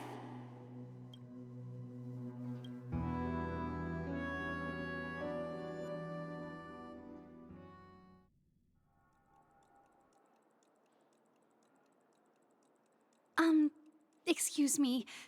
I can't seem to find any information on this artist in the Iris family archives. The photo you provided also doesn't show any matches. Just as I thought. I'd like to ask, what kind of traces do people leave when they enter a dream? Are you referring to the records when you enter the dream pool? The equipment will monitor physiological indicators such as heart rate, blood oxygen levels, and body temperature in real time. This data will be included in statistics and handed over to the family for the screening of any data anomalies. Immediate action will be taken once any illegal behavior is detected. Please rest assured, your vitals are monitored in case of emergencies, allowing us to wake you if necessary. This is all for the safety of our guests. Can I trouble you to access the records? I apologize. The hotel does not have access. This information is managed by the Bloodhound family. We can only gain access if there's a problem. Looks like nothing can be found here. At least we know who to look for next. We can ask the Bloodhound family for information. Thank you for your assistance, Miss Allie. By the way, is Miss Robin doing fine? We are looking forward to her performance. fine? What does that mean? Is there something wrong with Miss Robin? The preparations for the Charmony Festival have been proceeding smoothly, so I guess things are pretty good. I believe she will be able to put on a spectacular show for all of you. I'm sure. Sure enough, no one knows about Miss Robin. I'm not surprised, but that Miss Firefly is truly mysterious. There's no information on her in the hotel system. Even if she's a stowaway, she should have a disguised identity after entering the planet. She's also in the running for the legacy. How is she going to sneak into the dreamscape unnoticed? Is there any other way to enter a dream? Besides the hotel room's dream pool? The Memo Keepers have abilities that are difficult for normal people to comprehend. In the memory zone of Penacony, they thrive effortlessly, a fact proven to us by Black Swan. The hacker girl from the Stellaron Hunters used extraordinary means to unlock the Dreamscape Hotel's seal. According to the scene witnessed by him, it is likely that they are behind Miss Firefly's case. The Garden of Recollection and the Stellaron Hunters. Both are possible, but what about the IPC? Since they want Penacony all for themselves, they're bound to have a plan. Who are you guys? The Bravo team has arrived at their designated position, ready to execute armed evacuation operation. Boss, get moving! Armed evacuation? Boss, are you drunk? What do you know? It's more efficient this way. Just don't let the director find out. Act first, report later. Understood? Help! Help me! I spent all my year-end bonus on the snowball! I don't want my name on the department's major disciplinary notice! Hey, check it out! That voice. Could it be the IPC workers from Bellabog? To all guests, the IPC will be conducting special operations within the hotel. Please follow the staff in charge of evacuation to the designated safe zones, or compulsory measures will be enforced. I'll request a beating for you lot! You've been told not to drink during work hours. Take him back to the hotel room. I'll organize a meeting later to properly go over how this incident report should be written. Miss Topaz? I never thought I'd run into you on Penacony. Long time no see, Astral Express crew. Aventurine has told me a lot about your happenings. Huh?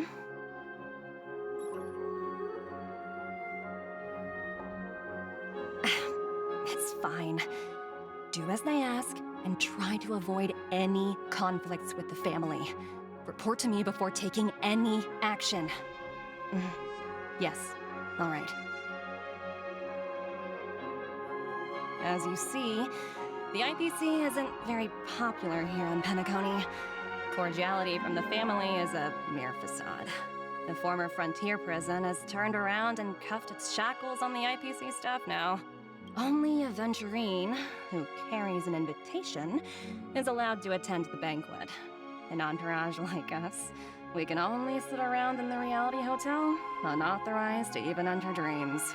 No wonder Aventurine's scrambling to partner up with someone. The IPC can't back him up in the dreamscape. His situation isn't optimistic, I hear. You're all helping to investigate some dirt on the family, are you not? Let me know if you need anything outside the dreamscape. The IPC always treats its partners well. Thank you, Miss Topaz. We're on our way to the Hounds to verify some intel. Perhaps you've had dealings with them? Yep. They're tailing us right now. Why not go and talk to them? They don't take the spotlight off me.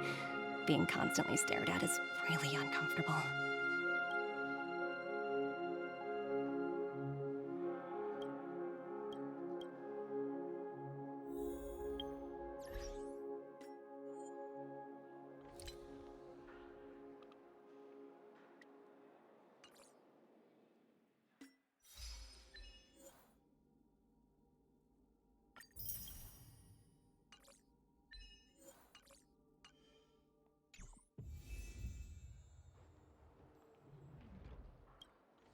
How does it feel to be in business with Aventurine? I bet you're not used to it. That's just his style. All or nothing is his mantra. He's always cozying up to his clients while egging them on to undertake some dangerous assignment with him. But everyone has their merits, so I won't comment further. But Aventurine's luck has always been good. He's always closed all his cases without a hitch and basically never lost a gamble. Which is why, on the issue of retaking Penacony, I'm watching with keen interest.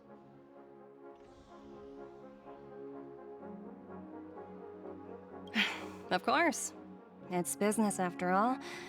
What's important is where you're seated at the table. As for the 2 cases, apologies, but I don't have much info on them either. All I can do is ask you to keep digging for more details.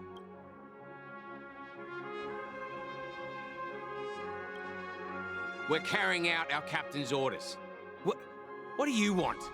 We made a mistake last time, and we're working hard to rectify it now. We don't have time for anything else. Surveilling the IPC executive Topaz, ensuring that she stays put at the Reverie Hotel during her time on Penacony. We've got the right one this time. So that's it. They were the pair who were after Firefly at the time.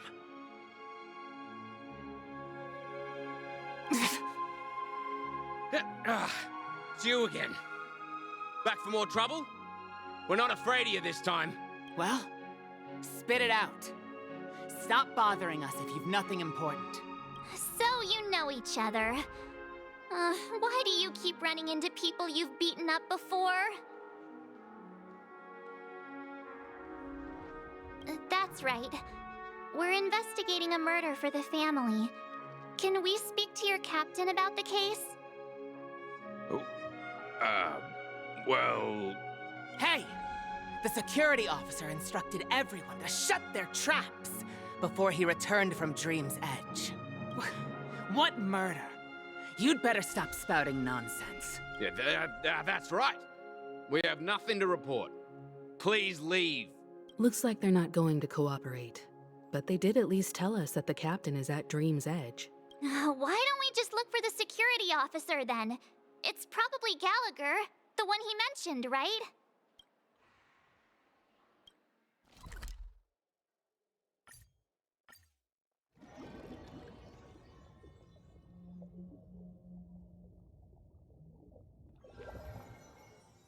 Such tight security. I bet they're stumped by the case as well. Gallagher. Gallagher. Where could he be? Constructing dreams is just as I thought. Apologies. The Bloodhound family is running an investigation up ahead. No unauthorized personnel allowed. Hold on a minute. I think I've seen you before. The gray-haired one. How much trouble have you stirred up exactly on Penacony?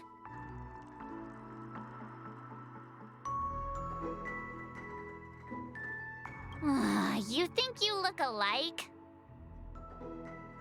Wait, are you for real? Not possible. It was you the last time, yelling about some clockwork friendship while beating me up with that silver-haired girl.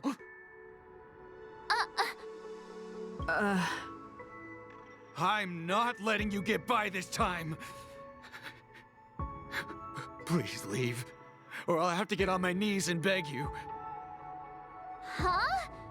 What kind of heinous crime have you committed now? Hold on, sir. We have documents authorized by the family that would aid your investigation. If it wouldn't trouble you, could we see this Mr. Gallagher? Who exactly is this Gallagher you keep talking about? There's been a few people mentioning this name. Even the one with the gray hair. He didn't send you all here? It was the security officer who dispatched us. That's all I can divulge. He'll do. He's the one we've been looking for. Sorry. no can do. The boss said that since it's a matter of the family's reputation, no one's allowed through. Everyone, please leave. There's really no need for us to make things difficult for each other, right? We're really sorry for troubling you. Let's think of another way. Another way. That's it! Didn't they say something about that? What was it? Clockwork? That got this guy to change his mind. Can you perform it again? That, clocky magic. It's not bad if we're resolving a misunderstanding. Please? Sorry, no can do. Everyone, please leave.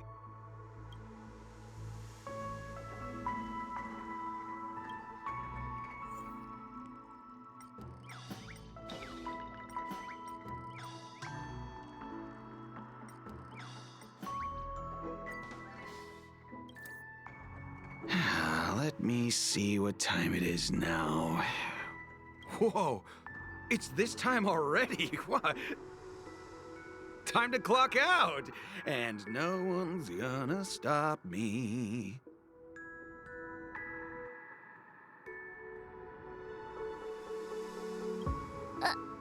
What? Huh?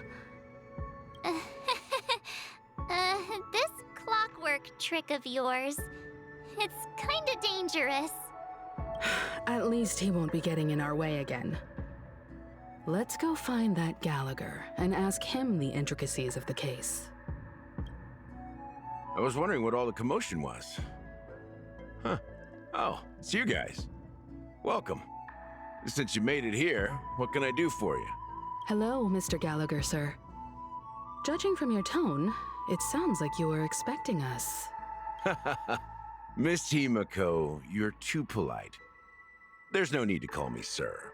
Mr. Gallagher, you even know my name. Of course I do. You folks are from the legendary Astral Express, and honorable guests of the Watchmaker. I had an encounter with this gentleman in the Golden Hour. I remember that little silver-haired girl was there too. I'm sorry for what happened to that kid. This is also the reason why we've come to visit you, Mr. Gallagher. The Express can't just overlook the death of that child. So we've decided to help the family get to the bottom of it, in the hopes of getting justice for her. The Nameless involved with the family. What an unpredictable twist of fate. Why? What's wrong with the family? It's nothing. On Penacony, everyone loves the family. No matter how much one resists the beautiful dream, when the time comes, they too will find it hard to let go. Who wants to leave a warm nest? Just idiots, little kids, and inebriated fools. Mr. Gallagher seems to be getting at something. But you got it wrong. I'm not. You want to discuss the case? Sure, come with me. This is not a good place to talk. Let's go elsewhere.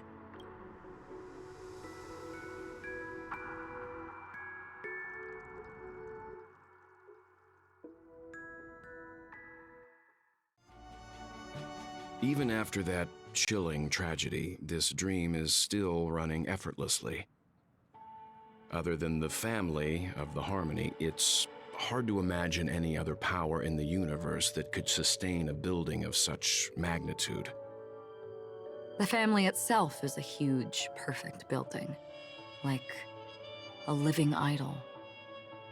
Each member of the family sees themselves as a piece of the divine puzzle, revolving around a singular core and a shared ideal.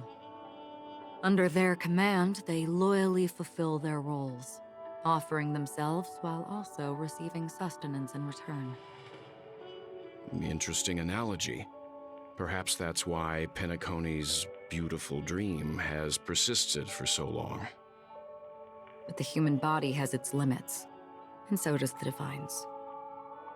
That doesn't sound like the kind of comment a Galaxy Ranger would make. Just pointing out the facts.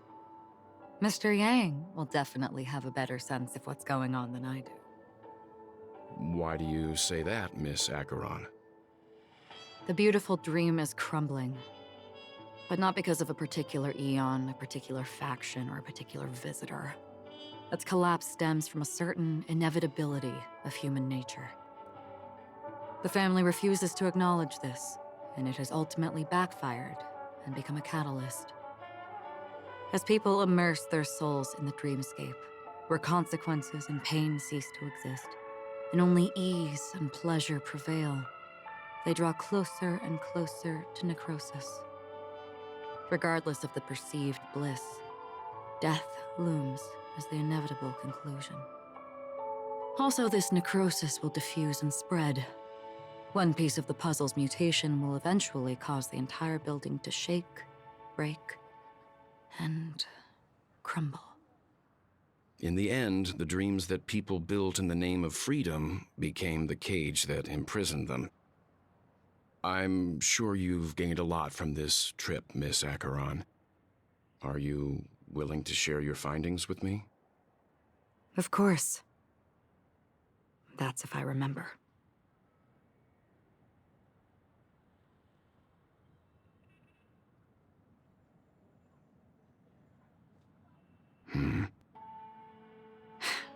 Don't mind me, it's just a habit. Owing to events in the past, I've become easily forgetful. It's only when this sword is unsheathed that those hazy memories start to become clearer. Take your time. That should do it. I vividly remember everything that occurred on Penacony. Ask away. The moment of daybreak. I've heard that's where the Dawn Factory, which processes the foundation of the dreamscape, is located. Behind the dreamscape's song and dance stand many imagination factories. Workers create all kinds of whimsical works day in and day out in their dreams. Then they return to reality and sleep on a narrow bed in a room. A far cry from luxury. They say it will suffice. Experiencing the bizarre and motley dreamscape is the best reward. There I encountered a young woman who had just come of age. The perfect time to indulge in beautiful dreams. Her greatest wish was to one day move to the golden hour and see the magnificent garments she had woven with her own hands. For certain reasons, her wish was difficult to fulfill. But I managed to bring her a garment. Gilded Hour. It's said to be Penacony's currency center. Yes. It is a fortress-like financial city, the economic heart of the dreamscape. The Pepeshi people of the Alfalfa family are there to keep it running, sending blood that is made from money everywhere on Penacony. Everyone there is exquisitely dressed and always in a hurry. The greatest wish of the local Pepeshi people is for their future generations to work in the Gilded Hour. I've never met anyone who is willing to talk. I could only stand at the crossroads, watching crowds of people hurrying like the wind through the jungle of steel, only to deposit the alfalfa credits that they'd earned into the bank's vault. I don't know if they would open the vault door, but before I left, I witnessed a well-dressed Pepeshi person plummet from the sky, while those around him continued on their way, unfazed. I hear the Blue Hour is very romantic. Do you have any tales to share? Perhaps Mr. Yang has heard. There is a large boat called the Aventurine anchored along the Sea of Dreams, where soft music and dancing persist endlessly every night. I ran into a wizened lady there. She was at the dock, waiting for her long-departed lover to return, waiting for countless hours within time that stood still. In the humid sea breeze, she spoke of her own youth. Like many who desired wealth and love, they came to Penacony to pursue their dreams. Alas, her lover's consciousness was lost in the dark depths of the Sea of Dreams. Finally, she suggested we continue our conversation on a boat in the shallows. I agreed and boarded the boat with her. but she never said anything. Her eyes absent-mindedly gazing at the horizon for what seemed like forever. Finally, we retreated to the beach. The dreamscape of chic, luxury, and consumerism, the moment of dusk. My companions have been there too. Then you all must have seen those who are attempting to realize their dreams. Or have realized them, scattering money as if it were dust and betting it on all or nothing. Everything has a price, and everything can be bought or sold. Even dreams themselves. I saw an Intellitron there, who was preparing to auction himself. When someone wins a bid under stipulated periods and rules, he would do the buyer's every bidding, becoming that person's very possession. That Intellitron had been auctioned off 12 times, and I participated in his 13th. That was the grandest banquet I had ever attended. But never again did anyone cast another glance at him. This time around, there were no successful bids for him. This is what I've seen and heard along the way. Someone once said to me, Penacony wasn't like this a long time ago, nor should it be. I've traveled through the reality and dreamscape of the planet of festivities, watched the tides of night rise and fall when time stopped for people, where the spirits of the rich and impoverished remain forever fixed on their own scales. This is why I think the collapse of the beautiful dream is inevitable. There might be a way to change everything. Perhaps. But if this is indeed the world that people desire, if this is precisely why life chooses to slumber, should we still seek to change it?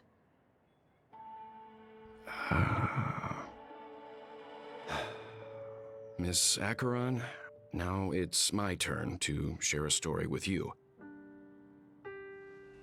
There was a man from my homeland who, at a time when the world was grappling with deep, unhealable pain, made a choice.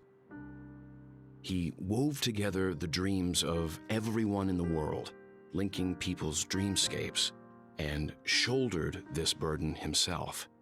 From this, he created a giant, a spiritual atom. And since that moment, the giant stood between heaven and earth, becoming the pillar of the world's existence. As a price, those who found it hard to move forward, who could not advance, forever lost their future.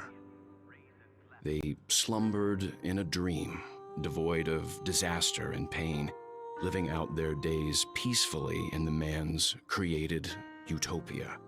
And it is because of the wishes of those people who wished not to awaken that this spiritual atom became unbreakable.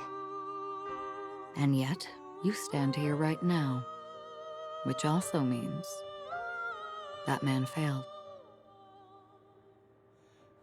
Because people must always move towards the future. Even if human weaknesses make them pause when they truly cannot move forward, humanity will eventually seek a way to save itself. And that man, he was never a failure. Like everyone in that world, he etched the possibilities of human nature into his heart. He was the sun chaser of legend, soaring towards the sky and embracing his final victory with his fall. He ascended to heights uncharted, only to come face to face with the sun, a place not visited by anyone before.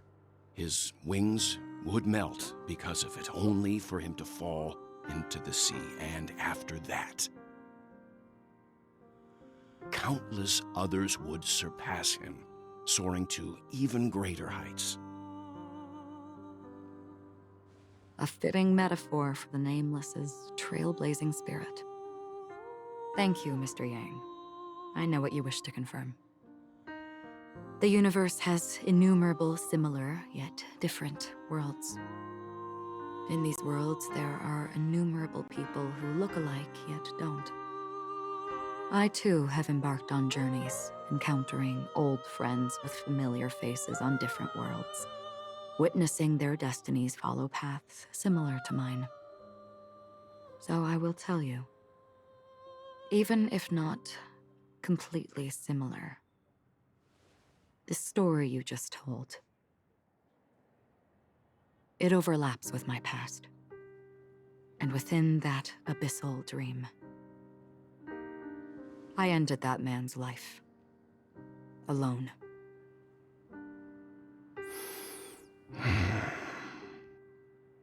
I am not who you think I am, nor will my home be as fortunate as your world. I am sorry. It's fine. I don't mind, so long as I can alleviate your suspicions. There's something I still wish to know, Miss Acheron. Under that representation of the hunt, exactly what sort of power is it that has motivated your solitary journey thus far? Mr. Yang, before answering that question, I wish to continue the previous topic. I like your analogy very much. Indeed, birds are born to fly. But in a distant past, their ancestors could only gaze at the sky in envy.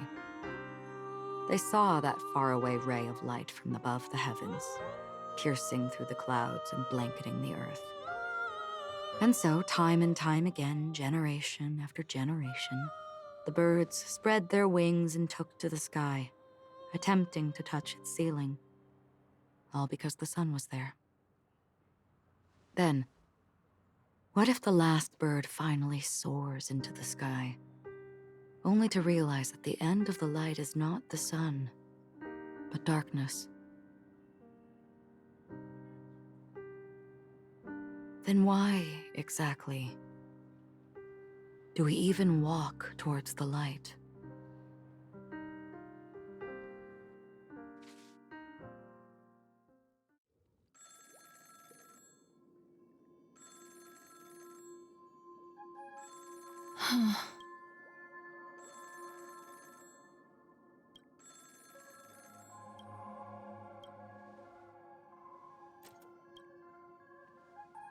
Long time no see.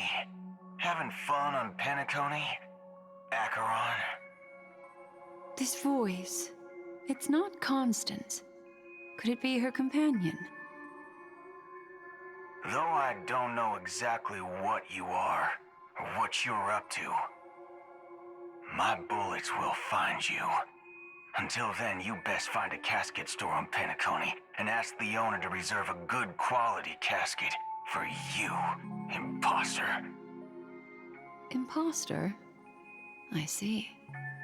She gave my whereabouts to someone who's tracking Acheron too. Who are you? Huh? Did I make a mistake? Who the heck are you? I'm the Garden of Recollection's memo keeper. Not bad.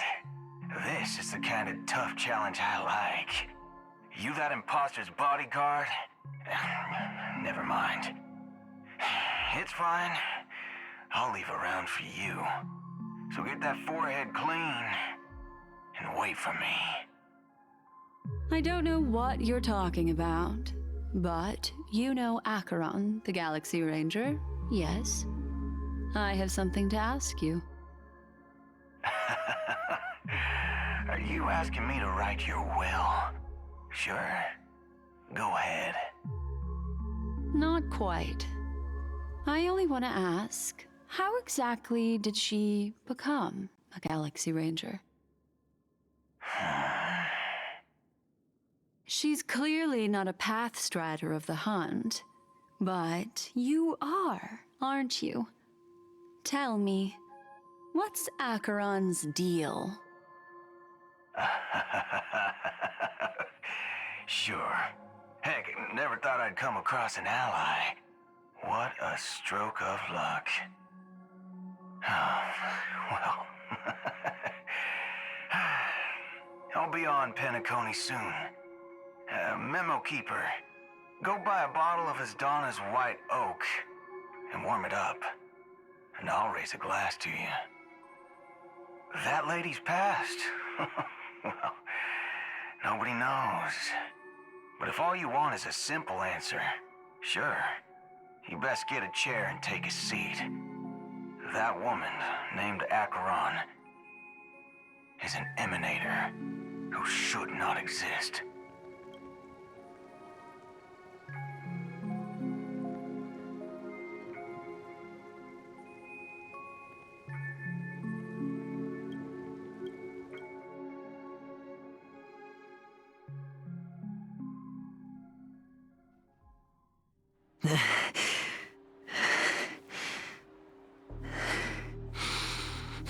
You look pale.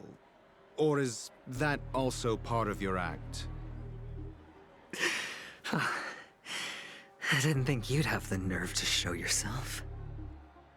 I thought this was exactly what you wanted. After all, I faithfully fulfilled my duties as you instructed. Just tell me if you can't hold on any longer. So, the genius of the Council of Mundanites wants to be my Undertaker now. What an honor. Yes, and I'm pretty sure the people at the Strategic Investment Department would love to be notified of your death in due time. But let's not forget, you won't be seeing them, because I'm the manager of this task. Great. Then tell your people that Aventurine is ready to go in 17 system hours. Oh, you've got a lot of nerve. How exactly do you plan on completing your task while your hands are tied by the Harmony? My conversation with Sunday convinced me that there's a traitor in the family, and that they hold the secrets of Penacony. So, I took the opportunity to set everything in motion. I even managed to recover the gift money. Things haven't gone this smoothly since I walked through the doors of the Reverie. Now I'm only one step away from victory. Let's just wait and see. Sounds like a very elaborate way of saying that you failed. That's all I can say. Have you forgotten, Doctor? You betrayed me. Go. Do what you must. I look forward to the sight of the IPC fleet surrounding Penacony. You've achieved what you desired, haven't you? That's true, but what's your plan? Did you conceal an orbital support beacon in that gift money bag? Well, who knows? Maybe that's why I'm handing out cash even when I'm about to bite the dust. You are indeed a gambler. An insane one at that. Well, maybe I am. Who knows? Fine. Here, take this. Open it when you're on your last legs. You'll thank me. What's this? Medical advice?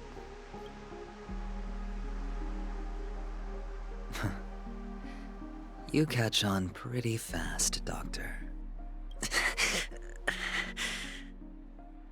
Asking me to solve a case without giving a single clue. How typical of you, you wing-headed scoundrel. But the way you're all on edge about that stowaway, it's just as I guessed it would be. As for now, let the rain of wealth from the IPC fall evenly on everyone.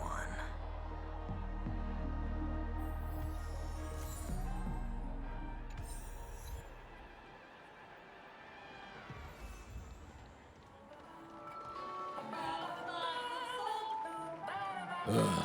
The world has truly lost its way.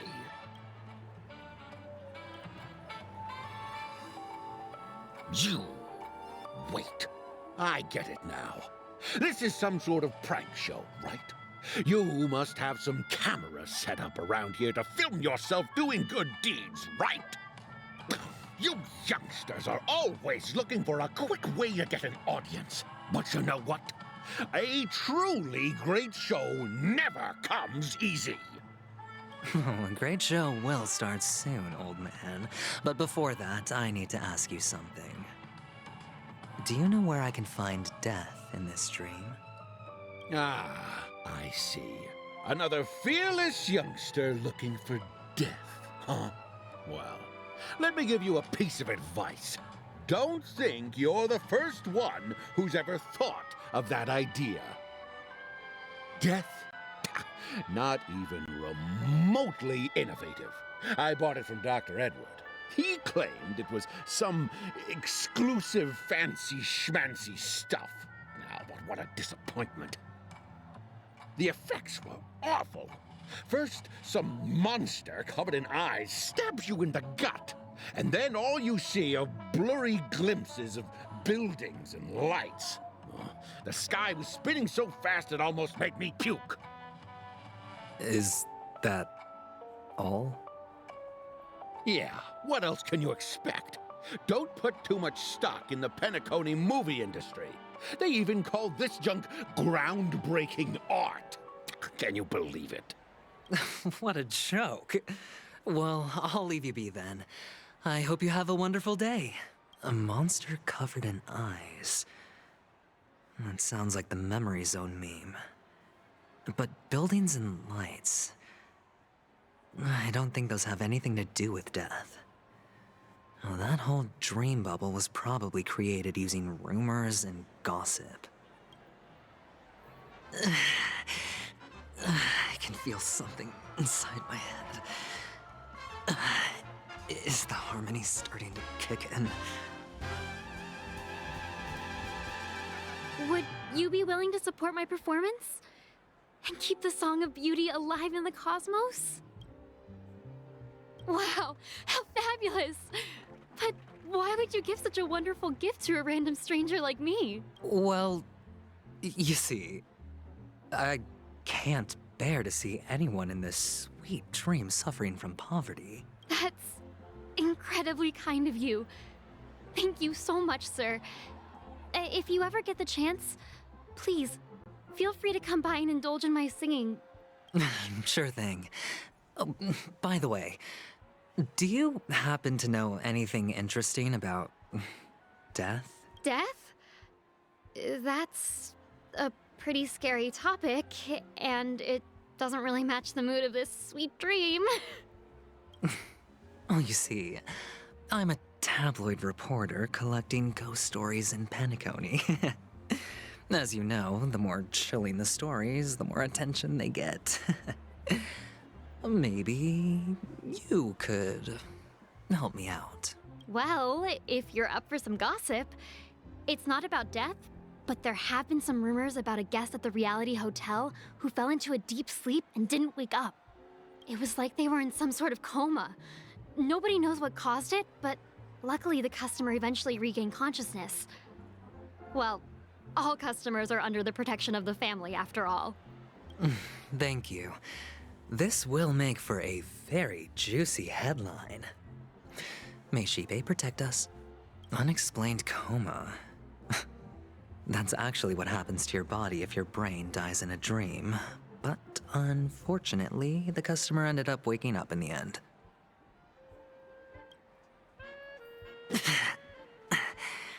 The disturbing voice in my head.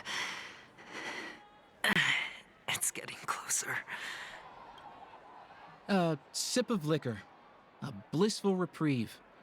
To drown 1,000 sorrows, let worries leave. I know. Oh? Oh. You're giving these gems to me? Didn't expect to meet such a generous soul in this place. Or are you just pitying me? Well, it really doesn't matter. As long as I have Soul Glad, that's enough. This is just a dream after all. You really shouldn't drink so much Soul Glad, my friend. It's not good for your health. Oh? Maybe I really should quit. But not before meeting the Devil of Soul Glad. The Devil of Soul Glad? Care to elaborate? Yeah. It's a seahorse with a long neck. They say it loves to appear to drunk people, especially the ones who are Yeah.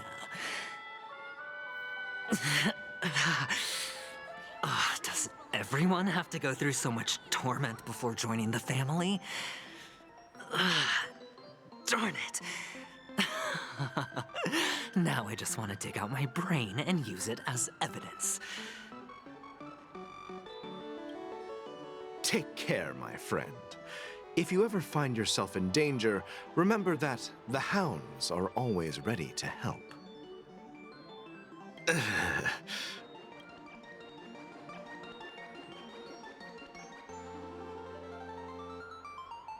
You don't look good, my friend. If you need assistance, I can contact the hotel and have them wake you up forcefully.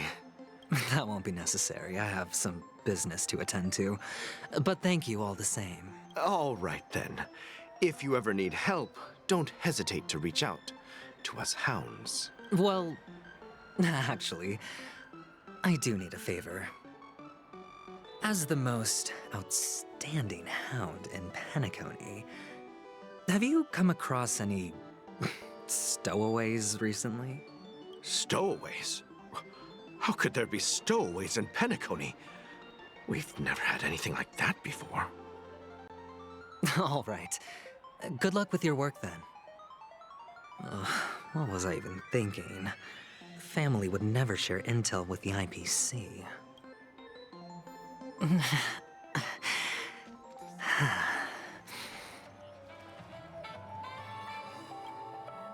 You want to talk to me?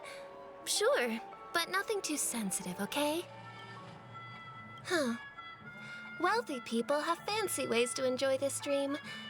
But to be honest, I've never seen anyone who gives out money to others like you. So, are you trying to be the prince from the tale, handing out his gold leaf garment and melting his lead heart in the fire? I'm flattered. I'm no prince, and I just thought these gems would help you speak. So, as an investigative reporter, maybe you've heard something about death? Ah, another curious soul. I see. Well, that was actually the topic I was most into when I entered the industry. But my boss shut it down. How did your boss talk you out of it? Well, she simply said, covering baseless urban legends like that would make us look like some third-rate tabloid. I thought about it, and she had a point. Reporting on stuff like blowing out birthday candles and getting spooked by nightmare ghosts isn't exactly professional material. Guess she's got a point. Thank you for sharing.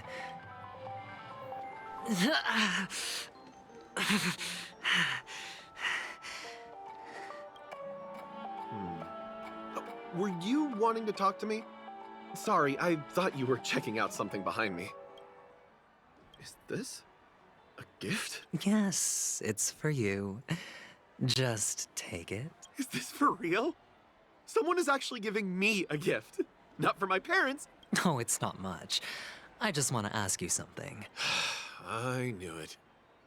What's on your mind? Are you trying to ask about my father or my mother?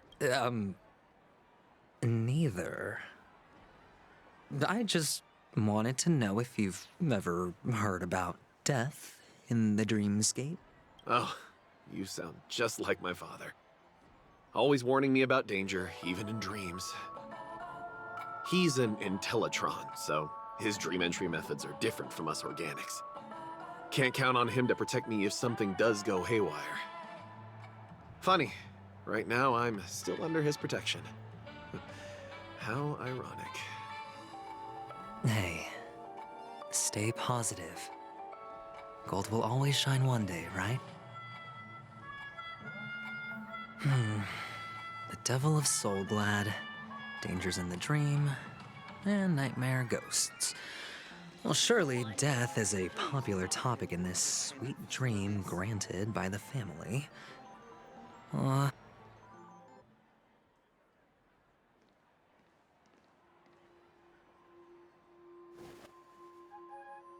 Remember what I said.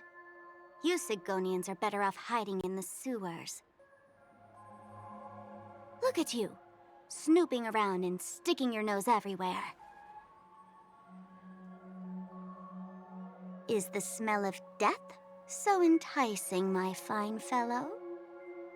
Oh, it's you, masked fool. I should have guessed it. You're the imposter who appeared on TV after Robin's death, right? I heard you got caught by the family. I gave you a clear clue. Befriend a mute. Simple and straightforward, you know? And what did you do? You messed it up and ended up as their prisoner. I told you to make friends with a mute, not become one yourself. You really let me down. What do you mean? You know better than I do. Who watched the little songbird that couldn't sing perish right before their eyes? You did, Blondie. No, I mean... What did you mean by becoming one myself? Well, it means you'll soon end up like her, unable to speak ever again.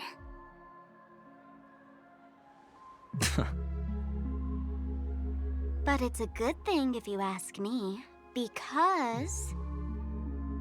Because I'm getting closer to the truth, right? Oh? Why else do you think I'm handing out cheap trinkets all over the streets, fool? All part of the act. Fool's bait. The more pathetic I seem, the more likely you'll come sniffing around. So, now that I've drawn you out, will you reward me with an answer for my efforts? Why should I help you? Don't you want to see Penacony descend into... chaos? Well, I can make that happen. I just need an answer to one question. Back then, when you asked me to find a mute, did you really mean Robin?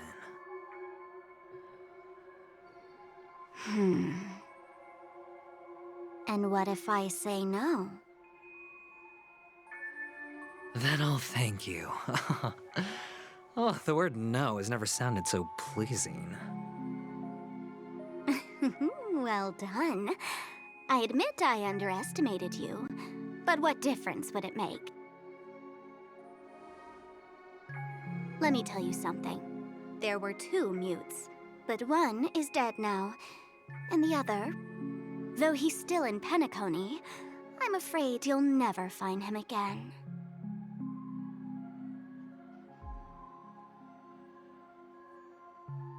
Now I'm completely sure that I was on the right track from the beginning and never strayed, fool.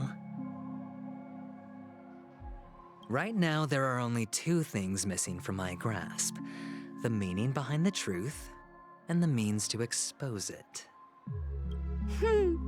How impressive. That's quite a fancy way of saying I haven't learned anything so far. Not exactly. I've gathered enough clues to prove its existence, and that's enough for me. As for the answers to my questions, I'll find them within 16 system hours. Oh, really? Only 16 system hours? Well, let me lend you a hand. Here you go. This is my precious, mutually assured distraction button, and I have one just like it. When either of us presses it, the other and the whole of Penacony will go up in smoke. If you're really so desperate for the IPC to take over Penacony, blowing up the chessboard isn't a bad idea. Start from scratch. That's where the IPC excels, right?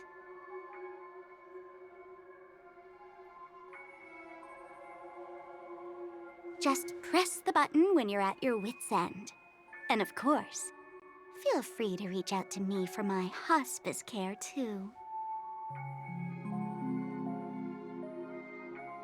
Oh, a deadly button, huh? Well, I guess the family didn't take your threat seriously at all. Otherwise, how on earth did you manage to bring it in here? I have my own ways. That's all you need to know. Well, I'm afraid I'll have to decline your offer.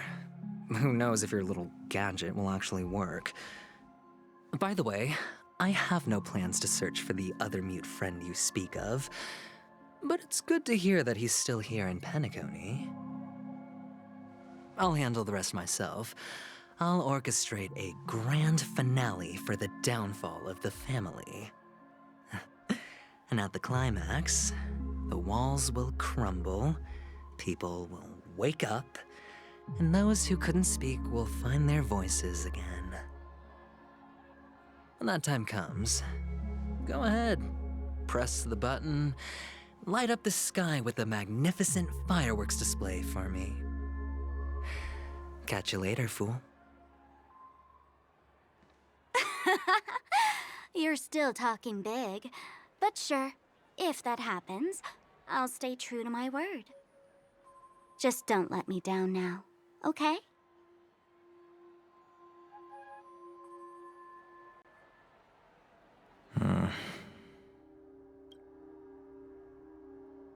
So, number 35. You're back. Like your new lucky charm? Can a commodity code really be considered a lucky charm? Silence! I didn't give you permission to speak, you Sigonian hound.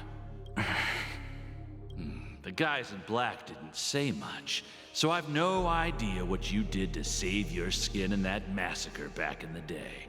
But I figured you must have had good luck, so I bought you. From now on, you and your good luck are my assets. Are we clear? Your first task is simple. In addition to you, I've purchased 34 other slaves. Go and play a game with them. You came out alive after 2 days. It proves that you are the real deal. You're insane. Testing out if you're a good product. Aren't you worried that the money you spent on me will go to waste? I've got stacks on stacks, Blondie. The slave market is never short of self-righteous brats like you. But you look good, and that's why many customers are betting their fortunes on a scrawny brat like you. So go along now, and don't let your master down. How much did you spend? What? My price.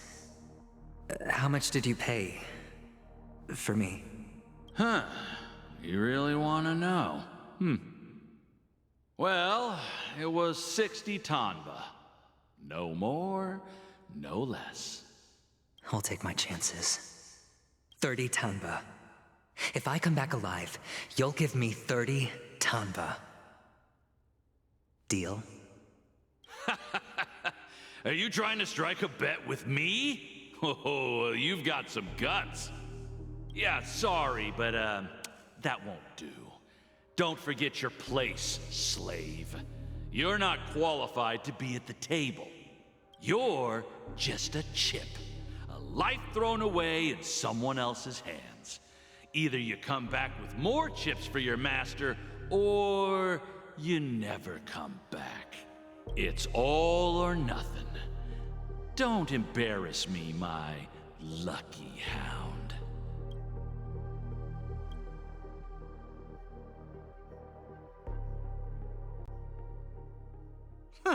What brings you here, Gallagher? Some friends from the old days. Do you have a moment to spare, Siobhan? Oh, I have the whole day to spare. Ladies and gentlemen, welcome to Dream Jolt Hostelry. This bar offers a wide variety of drinks, but we draw the line at Soul Glad. Why settle for ordinary when you can experience extraordinary? We're dedicated to serving up nothing but pure joy and laughter. What would you like to drink? I'll whip it up for you. Oh, look! A lady as cool as Serval. Who's Serval? Will you, introduce me to her? Huh? Oops. She's heard us. Just spare them, my esteemed bartender. I'll take over the bar today. I'm getting up there in age, and I need some practice before I forget the skills that used to put food on my table. Where did you stash the ingredients? They're all under the counter. Since our guests have traveled from afar, shouldn't you whip up some special drinks? That's exactly what I had in mind. Hey, my friends, do me a favor. Go around the bar and bring me any ingredients you fancy. The discussion might take quite some time, so I'll prepare some customized, non-alcoholic drinks for you. In the bar? But aren't all the ingredients right there on the counter? Why, we're in a dream, my lovely lady. You can help yourself to anything if you wish for it. Comfort, hunger, confusion, or even boredom. It's all within reach, right at your fingertips. Oh, did you hear that? She just called me my lovely lady. Even in reality, mixing drinks is more than just throwing ingredients together. A bartender needs to capture the bar's atmosphere, master technique, and spin a tale of mystery and anticipation. Only then can a perfect drink crafted with a customer's life story be created. In other words, what you get from your drink is down to luck, so don't overthink it. Indecisiveness has no place when it comes to enjoyment.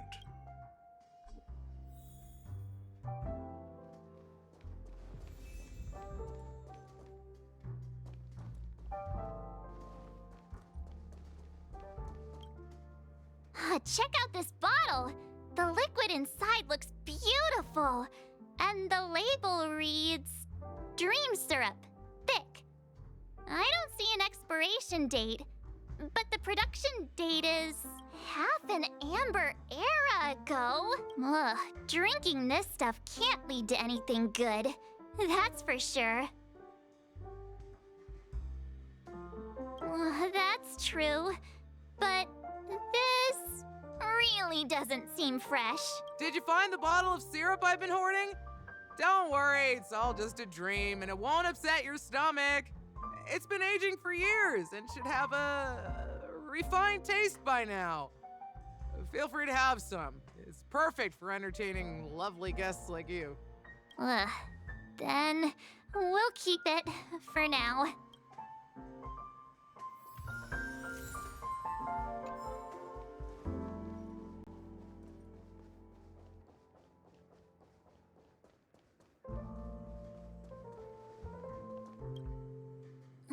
Can this be used for mixing? What should we exchange?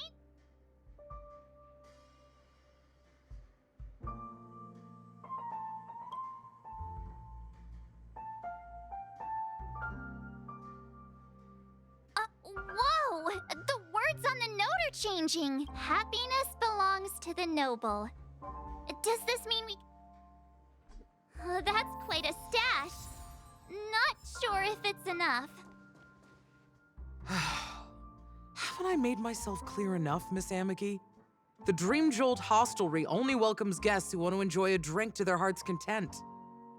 I'm sorry, but I'm not interested in your proposal. But you have the talent. You'll attract a huge audience. You're destined for the Iris' stage, not for this rundown shack. Come with me. We'll become the talk of Penacony, as shining light into every corner of the dreamscape. Please, Siobhan, I really need you. As you see, I'm entertaining my guests. Don't make me repeat myself. Fine.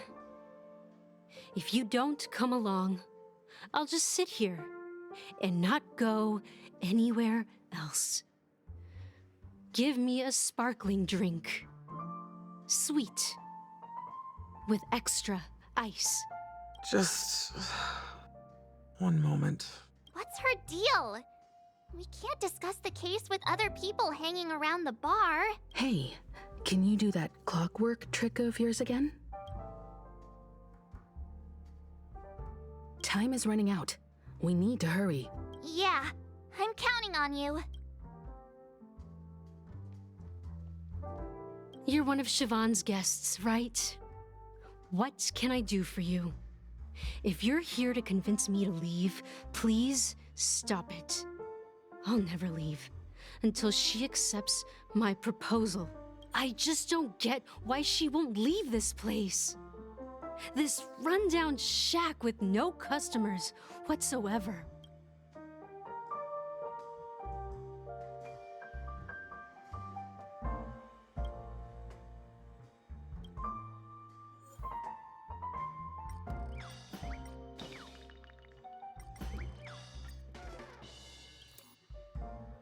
Those darn Irish jerks!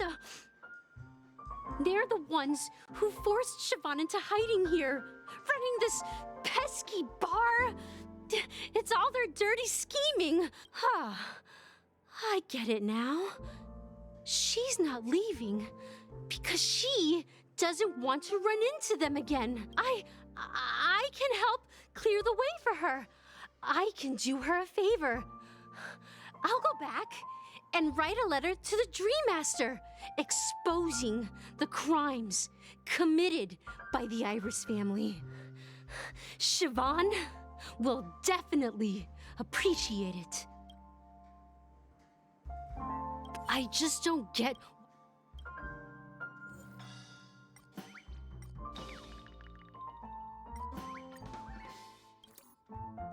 I've seen it.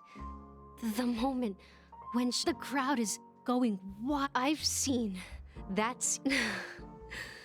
Want to raise a glass, my attentive listener? Let's consider it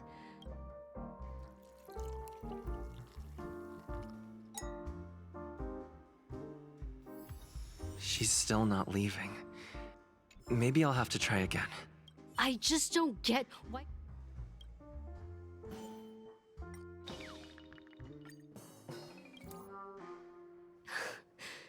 It's ridiculous, right? Our paths were never meant to cross, yet I'm still holding on to her. I'm too timid and shy, longing to shine but afraid of stepping into the spotlight. I need her guidance because I'll never be able to do anything alone. You don't know Siobhan's past, and you have no clue how radiant she used to be. Even among the talented Iris family, her skill was unmatched. I know she probably thinks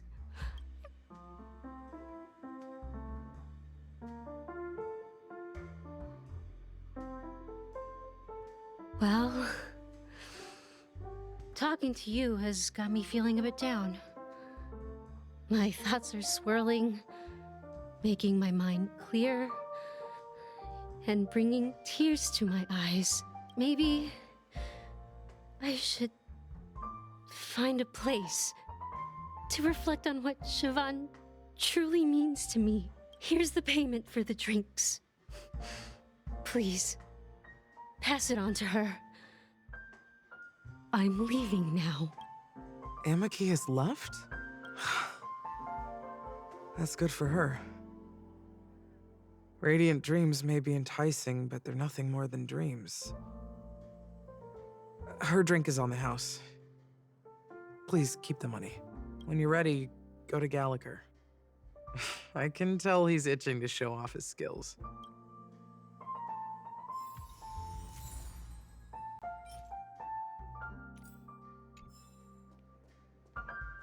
That being said, mixing a drink is way simpler than you'd imagine. Just pick your favorite ingredients, toss them in a glass, mix it up, and it's done. So go ahead. Nice work. Let me take a look. You found some interesting ingredients there. Now take your pick. Each drink has its own unique flavor, and the base ingredient sets the tone for the initial taste and the lingering aftertaste. So, which one would you like to use as the base?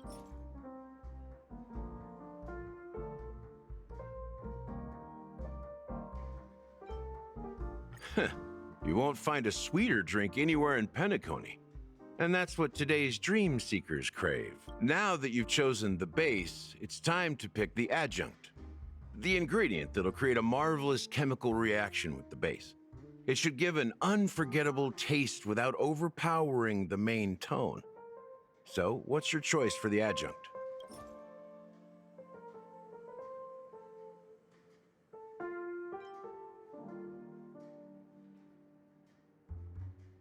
The taste is not very intense, yet evocative. After those despicables sent Mikhail away, I found myself lost in the wilderness of my dreams. They say that even the dirt here oozes with sweetness. All I tasted was stoic bitterness. Mikhail. Almost there. Let's pick a decoration. Which style do you prefer? Anything you need, I've got it.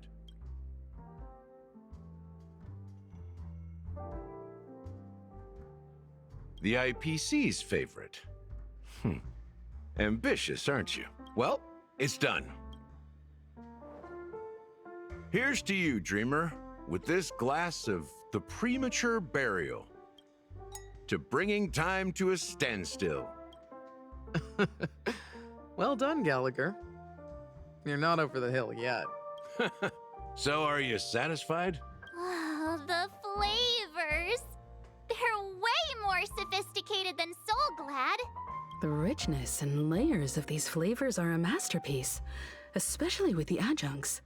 I can taste the spicy and sour notes with a hint of sweetness.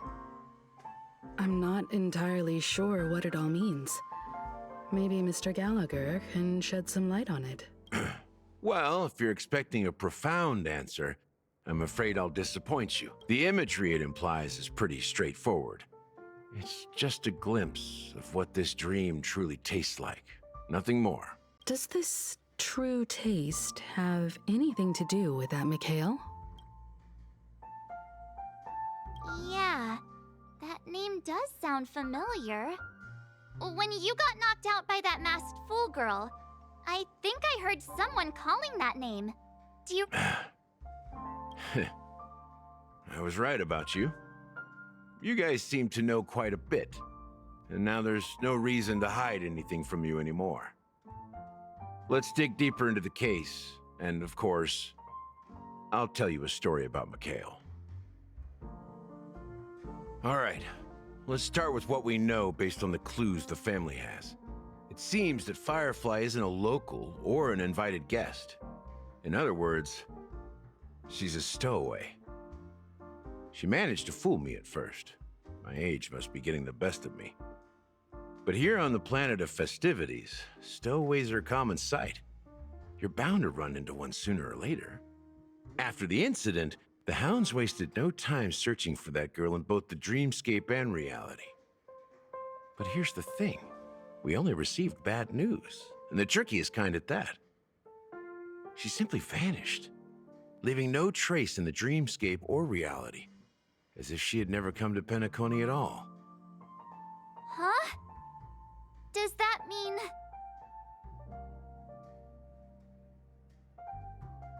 Different? Are you suggesting that girl wasn't actually killed? Come on, aren't you a witness in this case? Let me be frank. This case, actually, is unlike anything the Bloodhound family has dealt with before. Dealt with before? So, death does happen in Penacony, if I understand correctly. You've witnessed it, so there's no need to hide. Even the shiniest city has its dark side. We're all adults here. Surely I don't need to explain too much to you. Confronting the family based on that alone would be naive. Death may occur in sweet dreams. So what? Such events are highly unlikely and only affect a tiny number of people. If you really want to delve deeper into this case, you need to understand the true problem with the family. I guess it's time to tell the story of that Mikhail. You're very perceptive. The Astral Express has received that music box too, right? Do you know the secrets it holds? There's a message. Witness the impossible in the realm of dreams.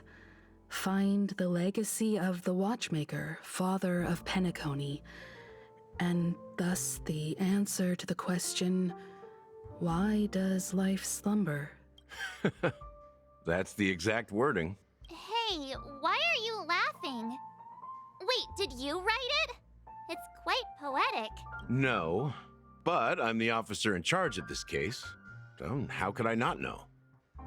I'm sure you must have noticed that this message didn't come from the family. You might have even guessed that the relationship between the family and the Watchmaker isn't as close as it seems. That's just our speculation. Actually, it's hard to believe that the father of Penacony and its actual managers are at odds. Now I can assure you that your speculation is absolutely correct. The family has considered the Watchmaker an enemy for a long time, but the hounds haven't been able to track him down, as he seems to be living only in the characters and stories he created. Let me ask you a question. Have you ever wondered why the family allowed the Watchmaker to send out such a ridiculous message to the outside world, inviting you here and causing chaos? So, you want to seize this opportunity to expose the Watchmaker? Well, now you understand why the Oak family authorized the Nameless to assist in the investigation, but kept you in the dark, right? Because the Watchmaker is not the legend of the Land of the Dreams at all. He's the most shameful stain in the history of Penacony, and he's the root cause of all the anomalies in the dreamscape. You don't get it? Well, I mean, Mikhail, the betrayer of the family, he's the Watchmaker.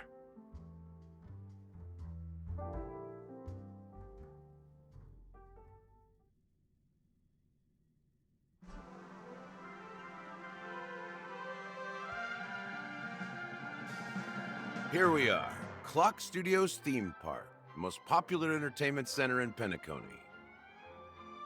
Wait, aren't we supposed to be discussing the Watchmaker? I would have expected you to take us to, maybe, a library, or an archive room of sorts. But an amusement park? The culture of a city reflects its history in the most authentic way. To you, it's a fun place. But to me, it's a prison for the planet's past. You know that Penacony used to be the IPC's prison planet, right? All the prisoners were brought here, helping the Garden of Recollection salvage the leaking memoria from the macro void. The prolonged exposure to high concentrations of memoria caused a unique phenomenon. The dreams of countless prisoners intersected and overlapped, and people started meeting each other in their dreams, living lives that were almost identical to reality. But everything has a price, and sweet dreams are no exception. In the end, the dream world was unable to alleviate the suffering of prisoners in reality.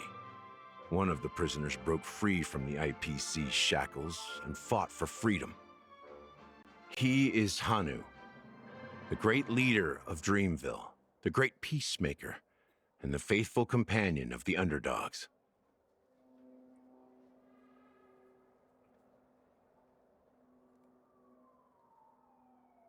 History is always written by the winners. However, it's undeniable that Clocky is an animation that draws from Penacony's actual history. These characters not only exist in Dreamville, but also in the distant past. Once you realize this, you'll understand why we're here. There are so many members of the Bloodhound family around here.